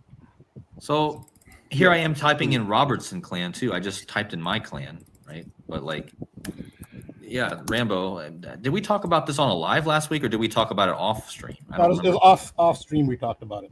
Yeah. So anyone in the chat is confused what we're talking about. This is No, I remember this. Yeah. The captain of Scotland, and they're playing on my birthday, and he's got the captain of the team has my last name. Like what? Like you guys see this craziness? That's unbelievable. Yeah, I don't know. It's just weird. Like, I mean, of all last names he could have, there's lots of Scottish last names. And my name is technically Andy. So yeah, that's what I mean. Now you and I are still connected with that. Right. Yeah. It's just interesting. I mean, I have to look more into this guy and figure out how. I just have to figure out how this guy might connect to it. Like, well, obviously, there's a reason he's going to be and again, they're going to be playing on King James' birthday as well. So, oh man, because then it's Scotland, Morocco, June 19th. The other game that day is, I don't know if this is all the games that day, but Brazil and Haiti. Interesting, because that's the other country I've spent a lot of time in, Brazil. I had a girlfriend there too before, but yeah, I spent a lot of time in Brazil. But yeah, Brazil's an interesting country. I liked it there actually. Yeah, Scotland is playing on the anniversary of the formation of the modern English language Freemasonry, June 24th, and the nativity date of John the Baptist, June 24th, and Lionel Messi, the GOAT's birthday. So Scotland's playing Brazil on that day. think of the Scottish Rite. Oh wow. And Brazil is home to Solomon's Temple, with its significance in Freemasonry. And Morocco is actually related to Atlantis, the Richat structure. It's actually in Mauritania, south of Morocco. Some people believe is the remnants of Atlantis. That's related to Morocco. Has a lot to do with Atlantis. So it has a watery theme too. Huh. Well, that, yeah, I mean, it seems like the water theme is huge, obviously. Well, think about all the flooding that went down in Texas earlier this year.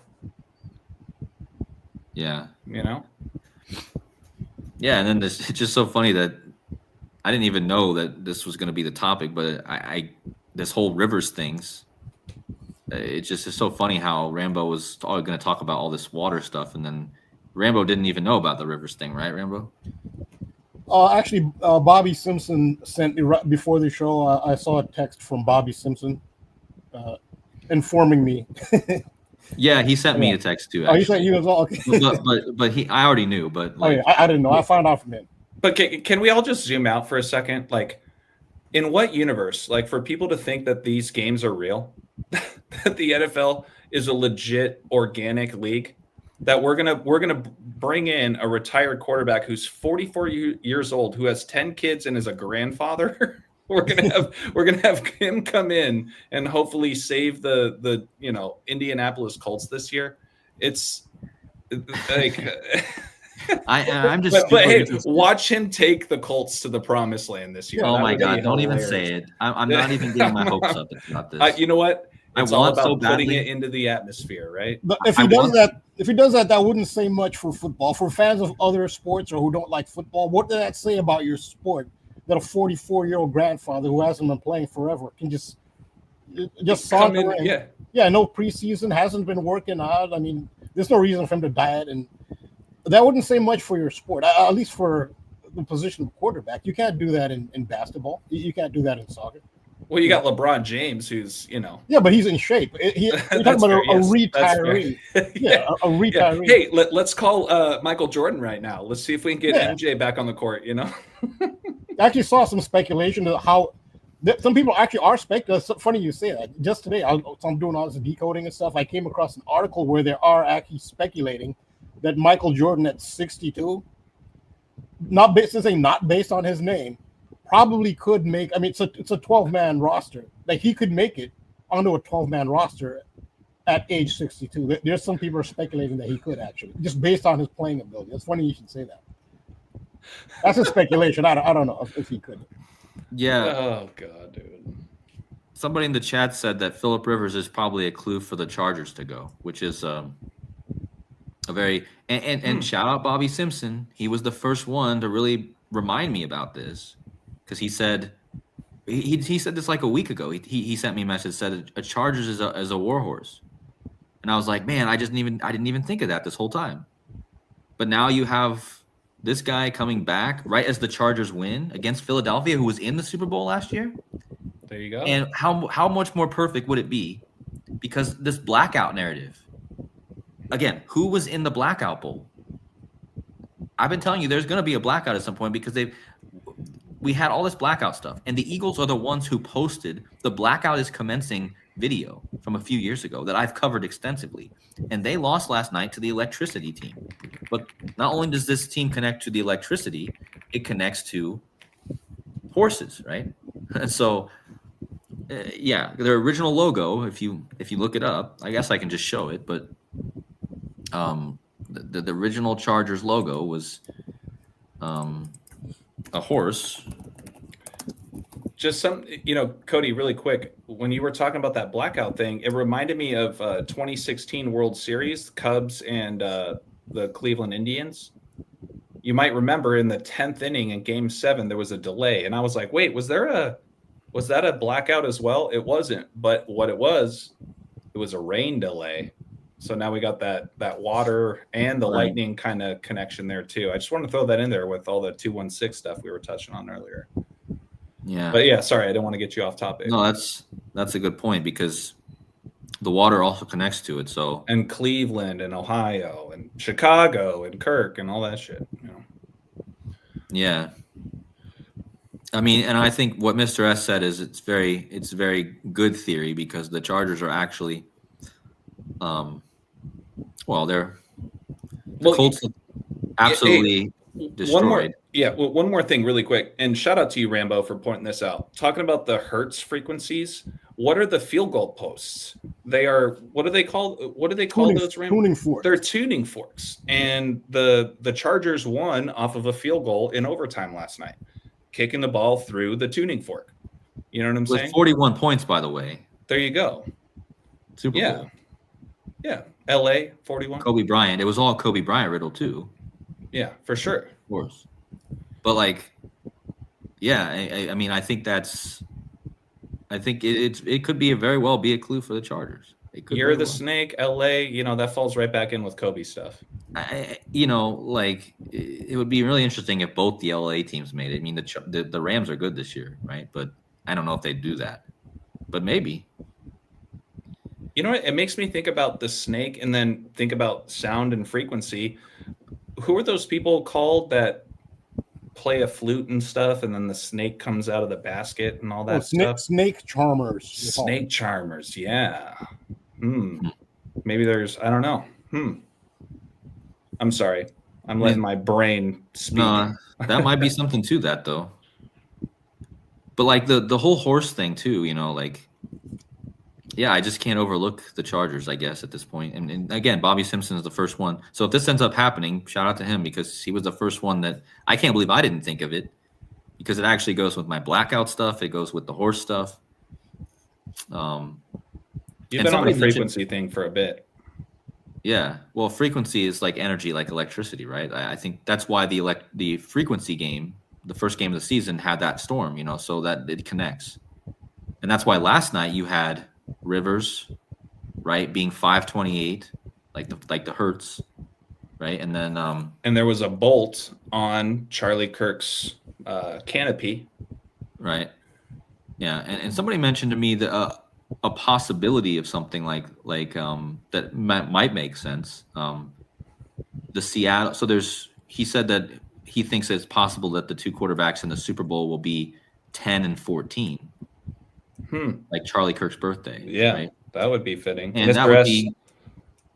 Mr. S is asking if do you remember we found the founding year of the Chargers, Cody? Wait, what was that? I have to hold on. When did we do that? Was that last week? I mean, I must have forgotten when that. I don't know if he can remind me, but. Let's see. Hold on. Wait, I'm sure he'll add more in a second. But oh wait, it's August 14th. So it would be they're in their 67th year. It's interesting. I mean, they're working on completing their 66 years, but they're working on completing their 67th year. I'm not sure what he means by the date. I must be. A few streams ago, the founding date year pertained to the blackout clue. Yeah, I just don't remember exactly what that was now. What was it that I made? I don't know. I'll have to go back and watch my own stream again. But yeah, I mean, just on that point, like going back to the Rivers, we're working closer to the 2-hour mark now, but I just wanted to like I'm going to have to just do a standalone video on this probably because there's so much to talk about with this. But yeah, Phillip Rivers on his birthday, on his 44th birthday, he's in the news and he gets signed. He played his last game for the Colts, which is interesting because the last game he played for the Colts, it was against Josh Allen, number 17. He lost, right? But he was the only quarterback after Andrew Luck. So once Andrew Luck retired for the Colts, interesting that Andrew Luck's birthday is 12/9, one day after 9/11, or 9/12. Huh? No, 9/12, the day after 9/11, September 12th. But there was something that happened a few weeks ago with Andrew Luck. He was in the news because he was on the sideline talking to a reporter, and at that time, he's the general manager of the Stanford team now. But he was talking to a reporter on the sideline, and during the play, one of his players caused a fumble, but got lucky and fell and kicked the ball out of the guy's hand. And as the interview was going on, the play actually ran by Andrew Luck on the sideline. He stopped the interview and turned around and was cheering his player to run to the end zone, right? It was coded. I thought it was coded for the Colts to get lucky, but it was coded for them to get unlucky, because after that happened, they've ever since then imploded, right? So it's weird because Andrew Luck is like literally their curse. He cursed them by leaving them, and then this play happened, and ever since then, his team Stanford got lucky, right, on that play. But ever since then, his NFL team he played for has just been spiraling out of control. Yahoo Sports even did an article saying, is Andrew Luck going to come out of retirement and come back to the Colts?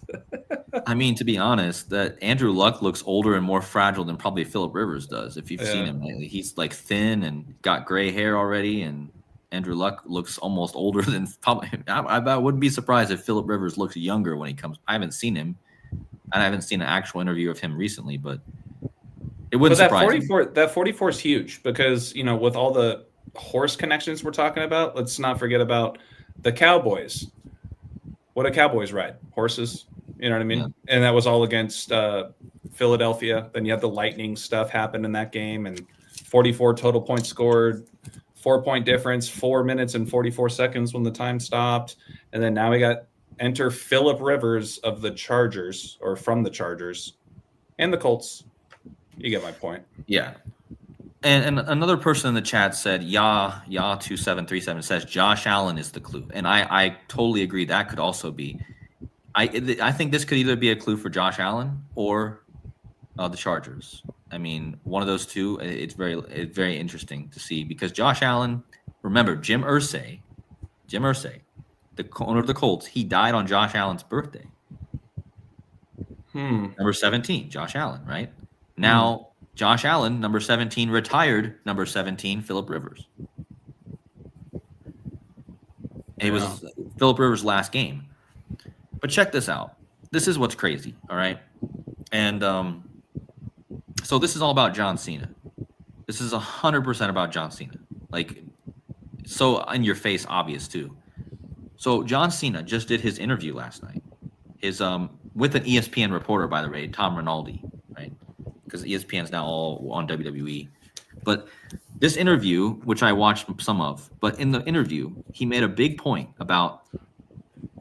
So Tom Rinaldi asked him, so why do you say you'll never wrestle again? Well, John Cena, because he's a man of hustle, loyalty, and respect, right? That's his motto his whole career: hustle, loyalty, respect, integrity, essentially.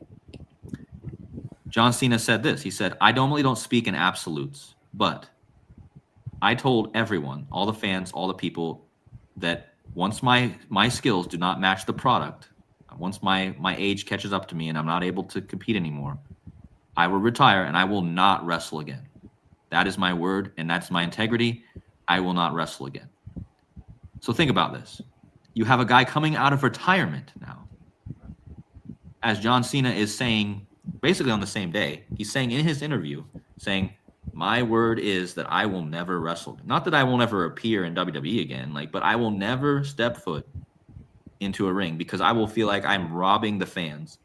I will not come back, and because it happens often. Even The Undertaker retired and came back and wrestled many times. It happens in wrestling even more than it happens in real sports. People say they're retiring, they come back and they end up wrestling. My money's on John Cena coming back at some point, but that's just me. I don't know anything like you do. I don't know. I don't think so. I think that's what I think the storyline with Cena is that's what they'll stick to. But if what you're saying, AJ, if that is going to happen, if Phillip Rivers thing will be a clue for that. Is John Cena going to break his word like Phillip Rivers came back? Not that Phillip Rivers really made a big deal of it, saying I'll never come back, but I mean he certainly retired already, right? So it's the same theme. Yeah. But okay, so John, again, it's all about John Cena's birthday, actually, because let me just show a quick measurement. Oh, and here's something I wanted to show Rambo and you guys too real fast. So for Michael Jordan, again, Michael Jordan's born the 17th. So that's a big thing too, I think. But and Michael Jordan's born on the day with 317 days in the year. That's Indianapolis area code. So that's also interesting. And Indianapolis is connected to Chicago pretty closely because, yeah, just that. But anyway, so if you measure from Michael Jordan's birth to Philip Rivers' birth, it's exactly 10 Martian years. So they share a Martian birthday. And we just already talked about Rivers and Jordan and all that stuff. But so we got a war theme here. We got the Martian. And remember, Rivers was a Charger, which is a war horse. So yeah, so Michael Jordan is connected to Mars. One of his earlier Air Jordan campaigns was with Spike Lee's character Mars Blackman. So Spike Lee played a character named Mars Blackman, and in the ad campaign for Air Jordan, you had Spike Lee and Michael Jordan. For Michael Jordan, they said "best on Earth." Spike Lee, it was "best on Mars." Really?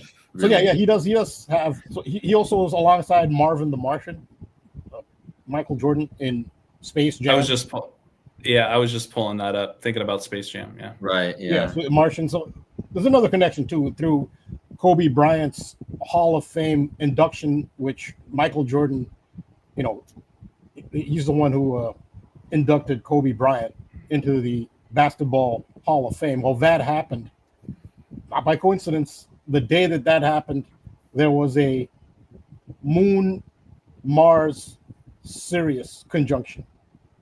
The Moon, Mars, and Sirius were all in a straight line for the day that Michael Jordan inducted. He inducted Kobe Bryant in the Hall of Fame. Another Mars connection with Michael Jordan. One of the places which they use for the landscape of Mars in movies, multiple movies which featured Mars, they use a desert in Jordan, the country of Jordan, the Wadi Rum Desert, to film scenes of Mars. It's in Jordan. So Jordan is related to Mars that way as well. So yeah, he's very connected to Mars. Well, yeah, then that's perfect then, because these two guys, which we already connected, have that Martian birthday. And the name is Jordan Rivers, the name Jordan and the name Rivers. Right. Jordan Rivers. Right, exactly. Yeah. And 10 Martian years. It's like kind of a number of completion. But also that's Justin Herbert's number, the current Chargers quarterback.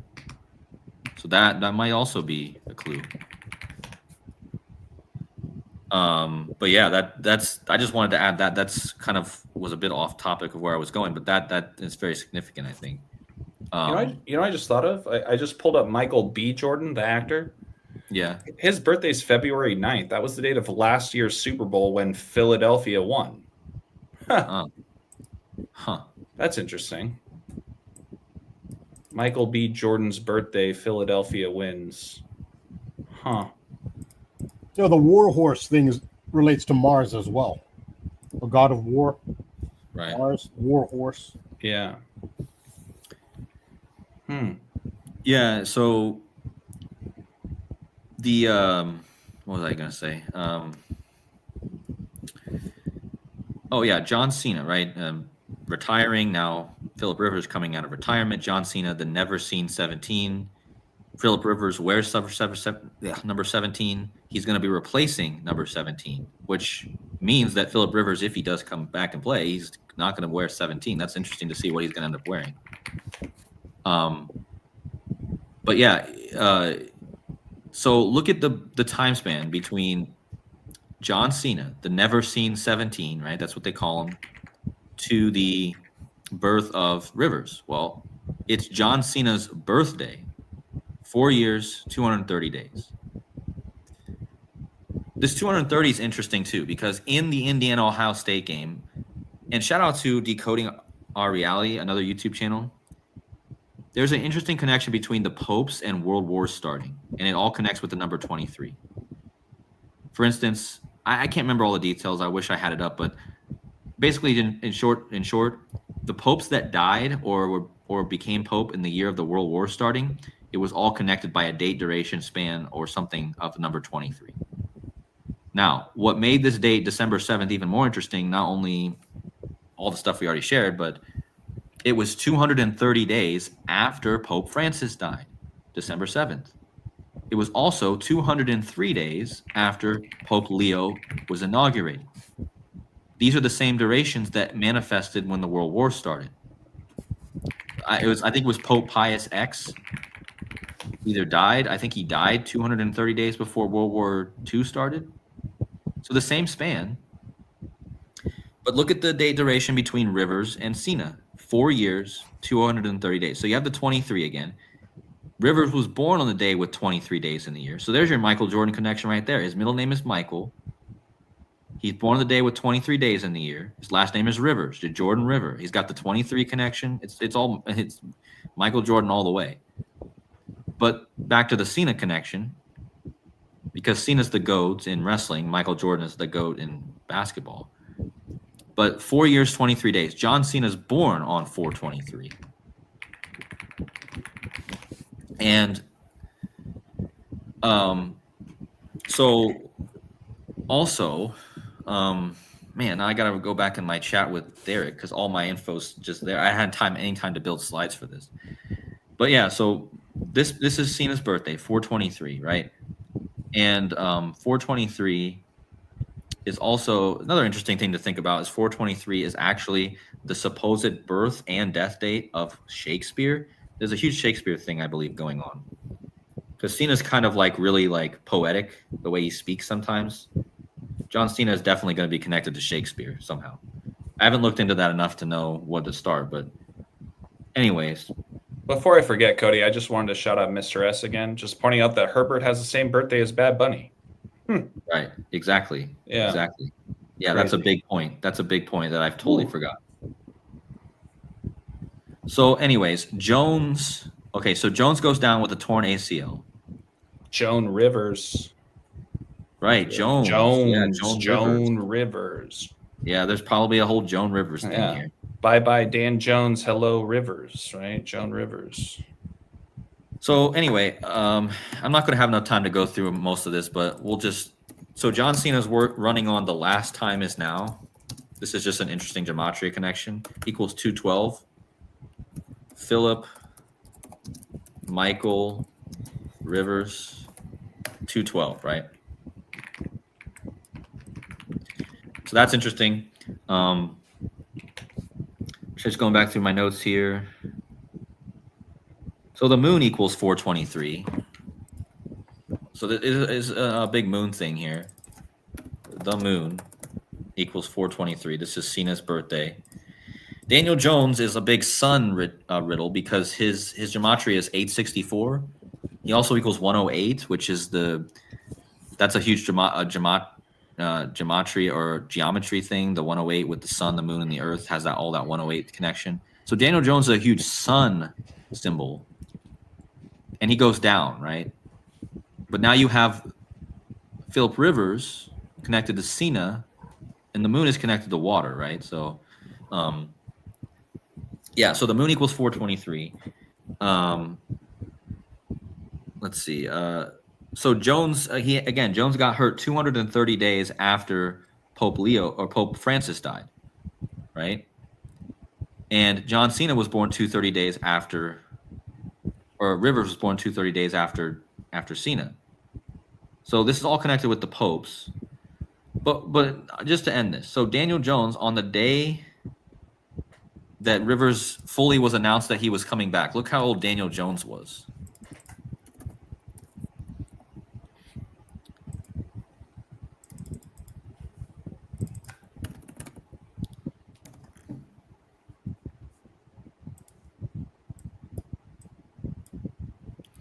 So you guys see what I'm getting at here again.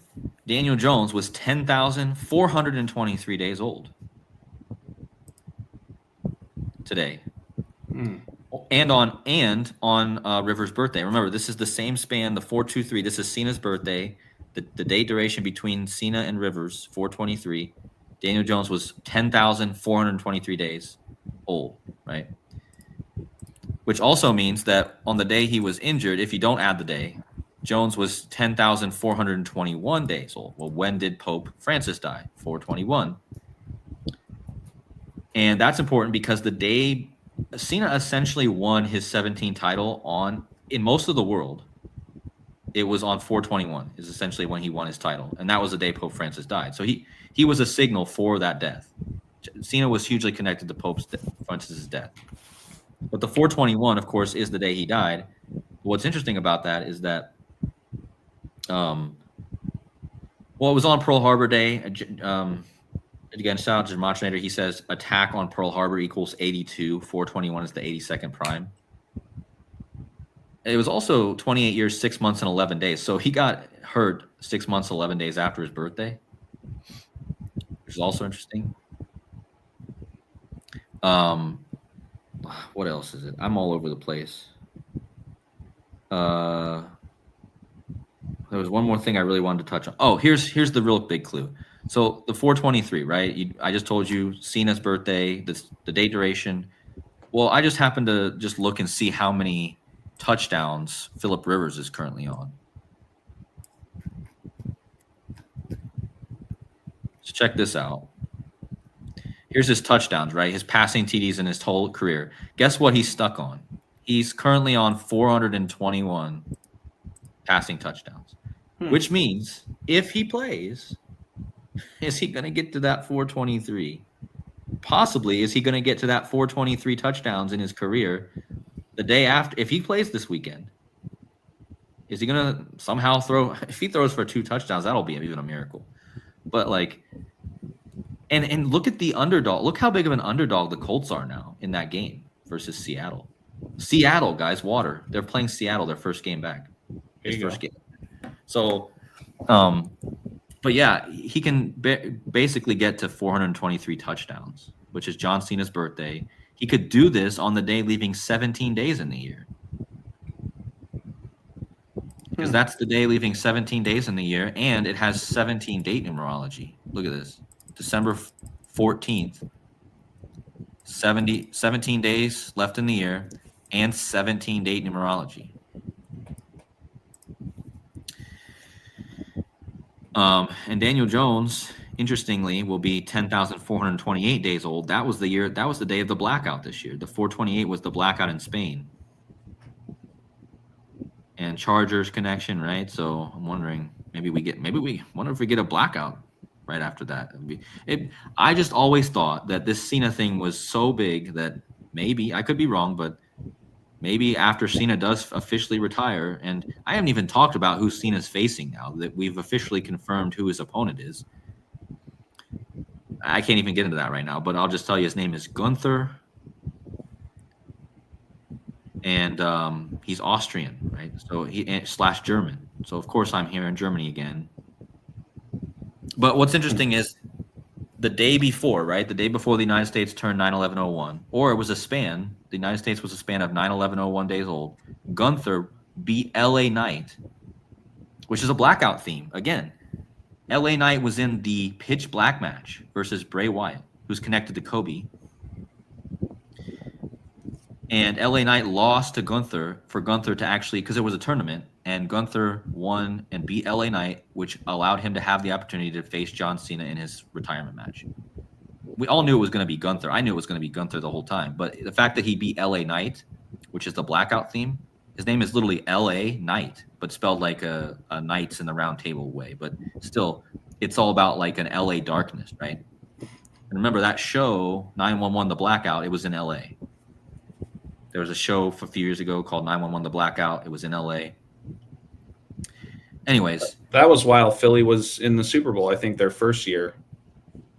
Not first year ever, but I think before they came back and all that. Yeah, and then they're the ones a few years later, they posted that Blackout is Commencing video, which I've decoded hundreds of times on my channel by now. But yeah. So there's a huge Blackout theme. And it would make sense because look at the date numerology of this also. 71 and 17. That's Zeus. Zeus equals 71 and 17. Plus 35 is a Thursday number. So there's an electricity theme just with that. And remember, Arnold Schwarzenegger, the Austrian, played Zeus in the Super Bowl commercial with the Rams. Who were they playing? And the Rams and the Bengals, Super Bowl. He played Zeus, and in the commercial, he knocks out the power. Okay, so that's the same theme. And so, yeah, Zeus equals 71, 17. And then, but on this day, going back a few days to the 6th, when Gunther beat LA Knight, the United States was a span of 9/11/01 days old. And how many days was Gunther born after Cena? He was born 10 years, 119 days after Cena. So Cena's final opponent was born 10 years and 119 days after him. Why is that interesting? Because flip that number around. Just rotate it. Mirror it, essentially. What is it? It's 9/11/01. It's the exact order, too. So that the age that Gunther became his opponent, his final opponent, on 9/11/01 days, Gunther was born 10 years, 119 days after Cena. Again, you mirror that, it's 9/11/01, the exact order. So that was the thing the whole time. And I probably could have seen that had I looked harder. So that was going to be that's it, like that was the events that happened on 9/11/01. Interestingly enough, it was all connected to what I was talking about, the Colts injury and then this Gunther and Cena thing. It was, no, we didn't get a big event, guys, but we still got clear things connecting to it. So yeah, I think that's where I'll stop for today because we're already 2 hours, but I'll just for all those watching right now, I'll just do a video. I need to do an actual video with slides and all that. So, because there's way more There's way more. Oh, yeah. There's always more. Yeah, speaking of Austria have qualified for the World Cup. Austria is in the same group as Argentina and Jordan. So it's Austria, Argentina, and Jordan are in the same group. So that Austria-Argentina game will be a Hitler tribute. Right. The mainstream media are just not touching it, but it's been factually established, that there is no proof that Adolf Hitler committed suicide with a self-inflicted gun wound, because back in 2009, it hit all mainstream sources that the skull that they said was Adolf Hitler's, they said they used dental records. Turns out in 2009, they re-examined that skull with a bullet wound in it. It belongs to a woman in her either, they say late 20s, like probably average mid-30s, maybe early 30s or so. A female in roughly her early 30s. That's who that skull belongs to. There is no proof that Adolf Hitler killed himself with a gunshot wound. There is plenty of credible evidence that after the war, he went to Argentina. Plenty of witnesses who saw him, plenty of people who say they interacted with him. And the way he did it, the German U-boats, we call it the Unterboot, that's the U. They could go without refueling. They could go to Argentina and back without refueling. And that's how he went, in a submarine, most likely to Argentina. Argentina will play Austria. What happened earlier this year? I mean, this is not exaggeration. It's not, it's conspiracy theory. At the inauguration of the United States president, at the president's lectern with the seal of the president of the United States, Elon Musk got up and did a full-on, unapologetic, blatant Nazi salute. That's the context. I've been talking about the Nazi code and stuff.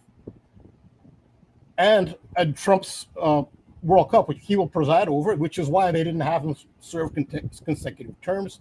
For ritual reasons, they need him to be in power, or he doesn't really have power. He's a puppet and an actor. He's in the Acting Hall of Fame, WWE Hall of Fame. He doesn't have power, but he's the face, the avatar of those who are in power anyway. He's the president of the United States at the time of the 2026 World Cup, with all these Hitler commemorations and tributes going on, with the NFL itself getting in on the act. 119 being a sacred day to Nazis, which I've talked about at length. Of course, the ICE, it was like a Gestapo, secret police, unmarked cars, masks, no identification. That's the Gestapo. What's their badge have? 9 rays and 11 stars. 9/11 is a Nazi code. And so Trump will preside over the World Cup. Argentina versus Austria will be a Hitler tribute. They put them in the same group for that reason. Again, you can't make this up. A Nazi salute at the inauguration. So someone thinks that's an exaggeration. No, that's undeniable. Yes, they are honoring Nazis in 2025. So Austria will be in the same group as Argentina and Jordan. So yeah, they're very relevant to this. Yeah, and yeah, I mean, everything that happened with the Colts and the Berlin Wall thing already super tied to that, right? So kind of goes back to that same theme. And interesting enough, Philip Rivers retired officially on inauguration of Joe Biden on the exact day. So there's something with that too. I need to look more into that, but again, guys, for people wanting to know more about that, I got to do multiple videos this week about different things. If I can get my jet lag and get my motivation to make slides, because I definitely need to make slides for this stuff. But yeah, Rambo, I think the Nazi theme. What day do they play? Those two teams. Well, I can look it up. Let me see.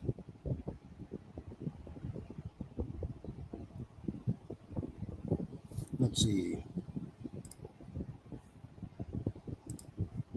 See, Austria, it's June 22nd, 226, 622. Huh. In the year 226. In Arlington, the home of the Dallas Cowboys. Okay. It'll match number 43, which it's not the first ever match number 43. So I don't know if that 43, it probably does mean something. Yeah, but it's June 22nd, Argentina versus Austria at Arlington, home of the Dallas Cowboys. Yeah, I mean, it's probably going to connect to this Gunther thing too. I should probably do a date, do some looking into that, because Gunther is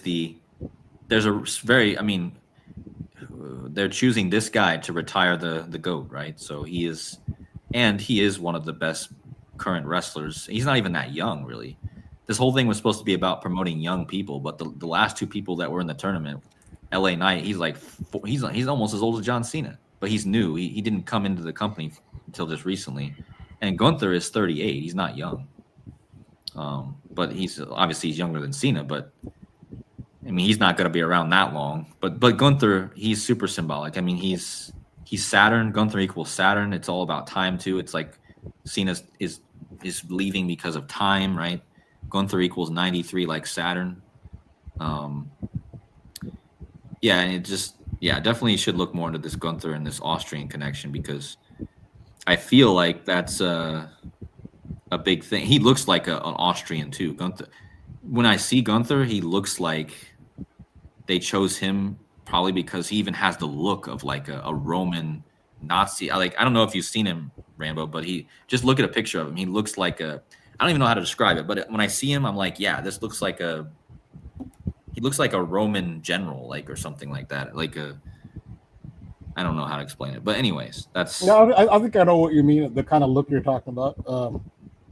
So is this sort of similar to Draco? Remember Draco from?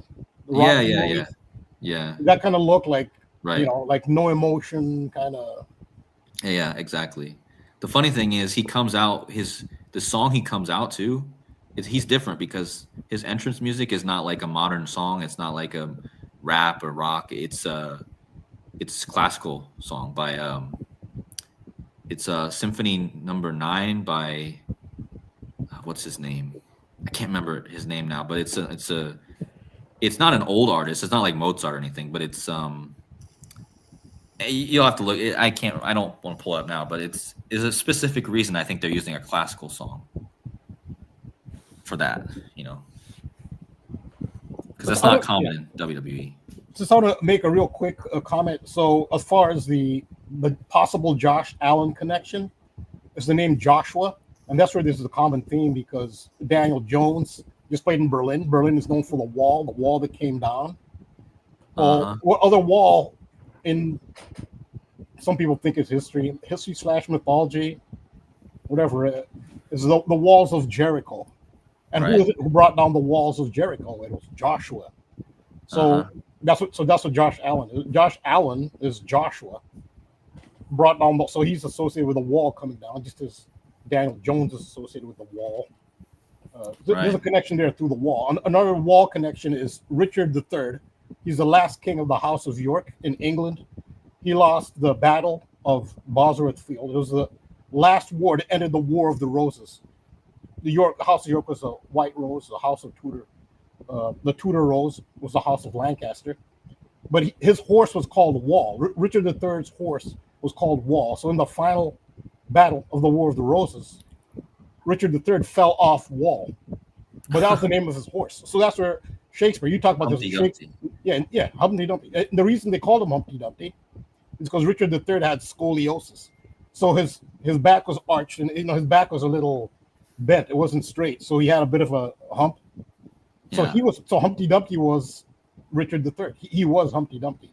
That's the nickname that he had, and he fell off Wall during the Battle of Boston. That's interesting because the backup quarterback for the Colts, Richard. Yeah. Okay. He got hurt the reason the Colts couldn't play him, the reason they're even more screwed now, is because he got hurt in a freak accident during warmups, and he broke his orbital bone with a resistance band. What kind of weird?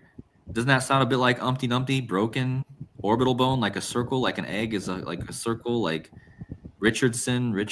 Yeah, Richard. Yeah. And plus, so Wall. They said of Richard III. It was specifically a white horse. Wall was a white horse. I don't know if the Colts use a white horse symbol. They have the horseshoe. They do. Their mascot is a white horse. Yeah. So Wall was a white horse. And Leo got that white horse this year too. Let's not forget that. That was something I had in my notes as well. But like Leo received that horse from Poland this year. Yeah. So that ties in. Even like so much connects. We could go on and on. But Richard III was supposedly his remains were discovered in 2016. And if you're not into soccer, if you're not into sports, this was relevant. The 2015-16 Premier League season was arguably the biggest upset in the history of soccer, if not sports. Leicester City were 5,000 to 1 to win the Premier League, and they won it. 5,000 to 1. In fact, some bookies went out of business. They paid out and went out of business. And it corresponded, Leicester City winning corresponded with the remains of Richard III being discovered in Leicester. And he was reinterred in Leicester Cathedral. Once that happened, Leicester City, whose team sponsor still sponsors their stadium, had across the team's across their chest on their jerseys, it said King Power. That's the name of their sponsor, and a crown. I mean, come on! Just as Richard III is, his bones are rediscovered, reinterred in Leicester, 5,000 to 1 odds. And one of the people who played, I don't think he came there afterwards, but the Ghanaian I just talked about, Andre Ayew, they say Ayew, they pronounce Ayew. He played for Leicester City. He still plays for them now. He has that connection too. Yeah. Of course, that's all connected through masonry, Ghanaian Freemasonry. It's a major branch. People didn't know. Well, now you know, Freemasonry in Ghana is a thing. No coincidence that Ghana is involved in all of this.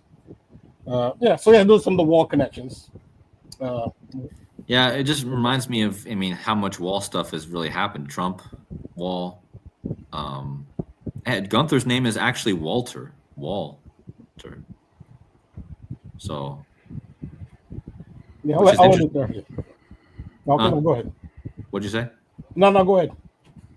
No, I was just gonna say that the fact that Gunther's name is Walter is just interesting because in that movie, Jim Carrey movie, number 23, his name is Walter in that movie also. Jim Carrey plays the Walter Sparrow, or there's something about Walter Sparrow, right? And so the name Walter I always think of when I think of that. And then that 23, of course, it actually is a huge part of this, actually. Like the whole, even the Indiana game, during the middle of the game, they did a halftime show where these two kids were throwing the ball and, for Dr. Pepper. They were both wearing the jersey number 23. And during the game, I remember texting Gematria, and I told him, we both noticed that the one kid's name was Francis, right? And of course, this game was happening 230 days after Francis died, like the number 23. And that guy won. The Francis kid won. And that was a clue that the final score of the game was going to be 23 total points, right? So, I know I'm getting off topic, but that's just more connection to the Wall, Walter Wall, all that stuff. But Walter White, Breaking Bad. Yeah, Breaking Bad. Yeah, Walter White. Yeah, that's a good one, actually. Well, I'm gonna reel it. I'm gonna land the plane, pun intended. Now, I know it's late for you, Cody, and late for you too, Rambo. Late for all of us, right? Trying to keep it high and tight as best we can. Obviously, so much to talk about, but I got a couple final thoughts here to really tie everything together. I want to shout out Apache Ghost and Maggie.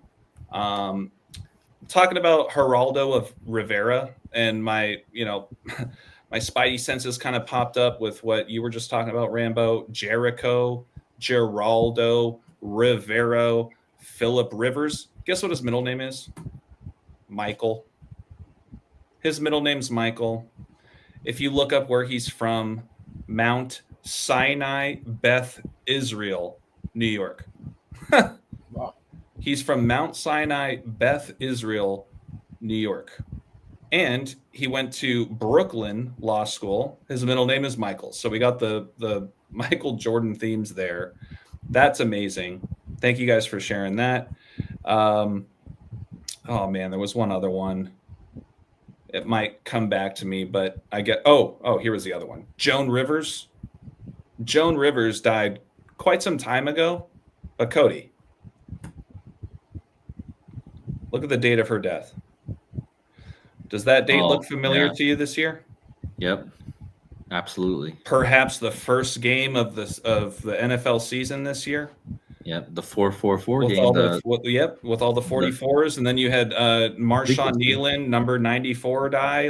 Joan Rivers. Now you have Dan Jones go out, enter Philip Rivers. There could really be a Joan Rivers thing going on here too. I really just wanted to emphasize that as well before closing comments. So yeah, that's definitely, I think, a big part of it too. I thought Joan Rivers too, even like when it happened. Well, I didn't even think of the Jones thing. I did. You got that one, AJ, but I definitely thought of that. No, that was Maggie for sure. She also pointed out that Geraldo Rivera, also known as Jerry Rivers, he was born on the 4th of July, I think it was. So just keep that in mind with the USA themes. But just amazing contributions as always. Yeah. But yeah, so closing comments, Cody, if you wouldn't mind just kind of closing us out, a last introduction to yourself, where people can find you and support your work. Yeah, again, thanks everyone for the great evening, and thanks to all the great contributions. Thank you, AJ, for putting it together. Thank you, Rambo, for all your great wisdom. And if you guys want to find me, you can find me at Decoding with Cody on YouTube and on buymeacoffee.com/decodingwithcody. And I appreciate everyone, and look forward to next week. And I promise I'll get out some more videos in a few days, guys. Maybe even later or tomorrow for me, later today for me. I don't know. We'll see. But thanks for everyone for watching, and appreciate you all. Appreciate you, Cody. Yeah, I'm just glad that you were able to travel safe. Yeah, I was a bit. Just the 9/11 thing got me a bit, but hey, I think it was just a little wink from the universe saying, "I got you." So yeah, we got you, brother. And Rambo, please, if you wouldn't mind, just reminding the folks know where to find you and support you. Yeah, well, I agree with Cody. Again, I second his sentiments. Thank you, Cody, and thank you, AJ. And thank you to the audience as well for your support and contributions. And thanks, AJ, for again promoting my work here. Patreon.com/TheTruthCodes. I'll be adding. So what I just showed today was on Instagram. It's a 4-minute video that I had on Instagram, and there's so much more connected. Hopefully, if you're not into soccer, you can still see how this is relevant just to the broader picture of the human condition, and you can see where the whole underpinnings of the matrix itself manifest in all areas. Whether you're interested in that. So hopefully, I hope I didn't lose anyone for talking about soccer. But there's more on the water theme, which I'll add that for my Patreon.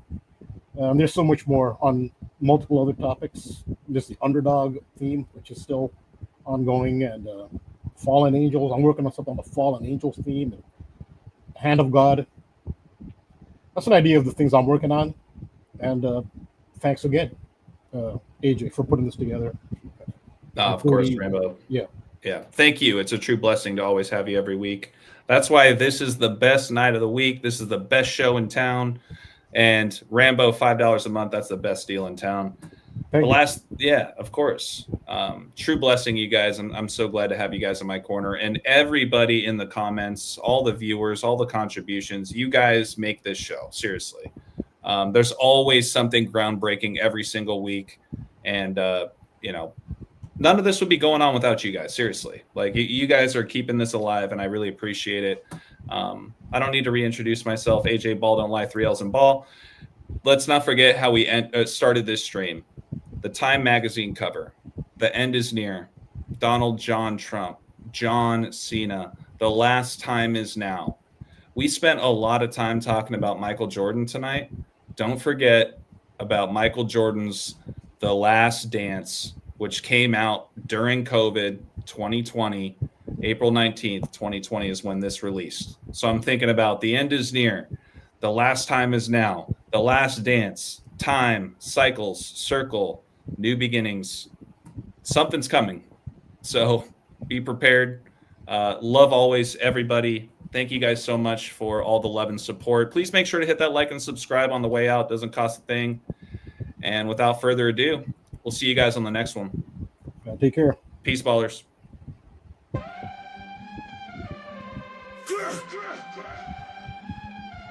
Grim blood. Yeah. And then, yeah, bruv. Yeah. Yeah, bruv. In it.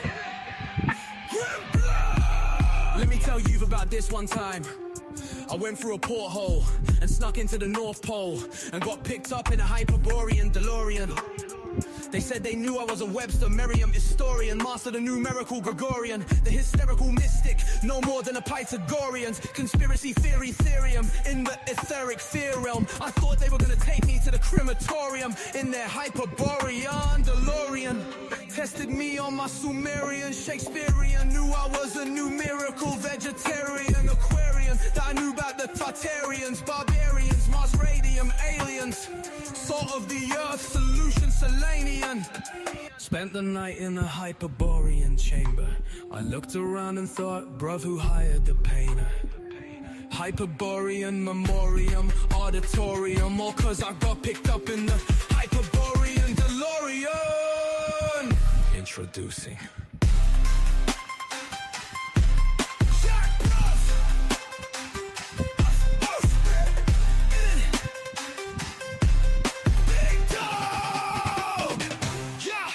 all love. Jack Ruff. Yeah. Invisible diamond minerals, crystalline and swimming pools, interdimensional realms of scrapping Catherine, and Bahamas, Azores, Atlantis shores, mountains, temples, marble floors, seafloors, treasure and cities lost. Yeah, bruv, in it. Oh.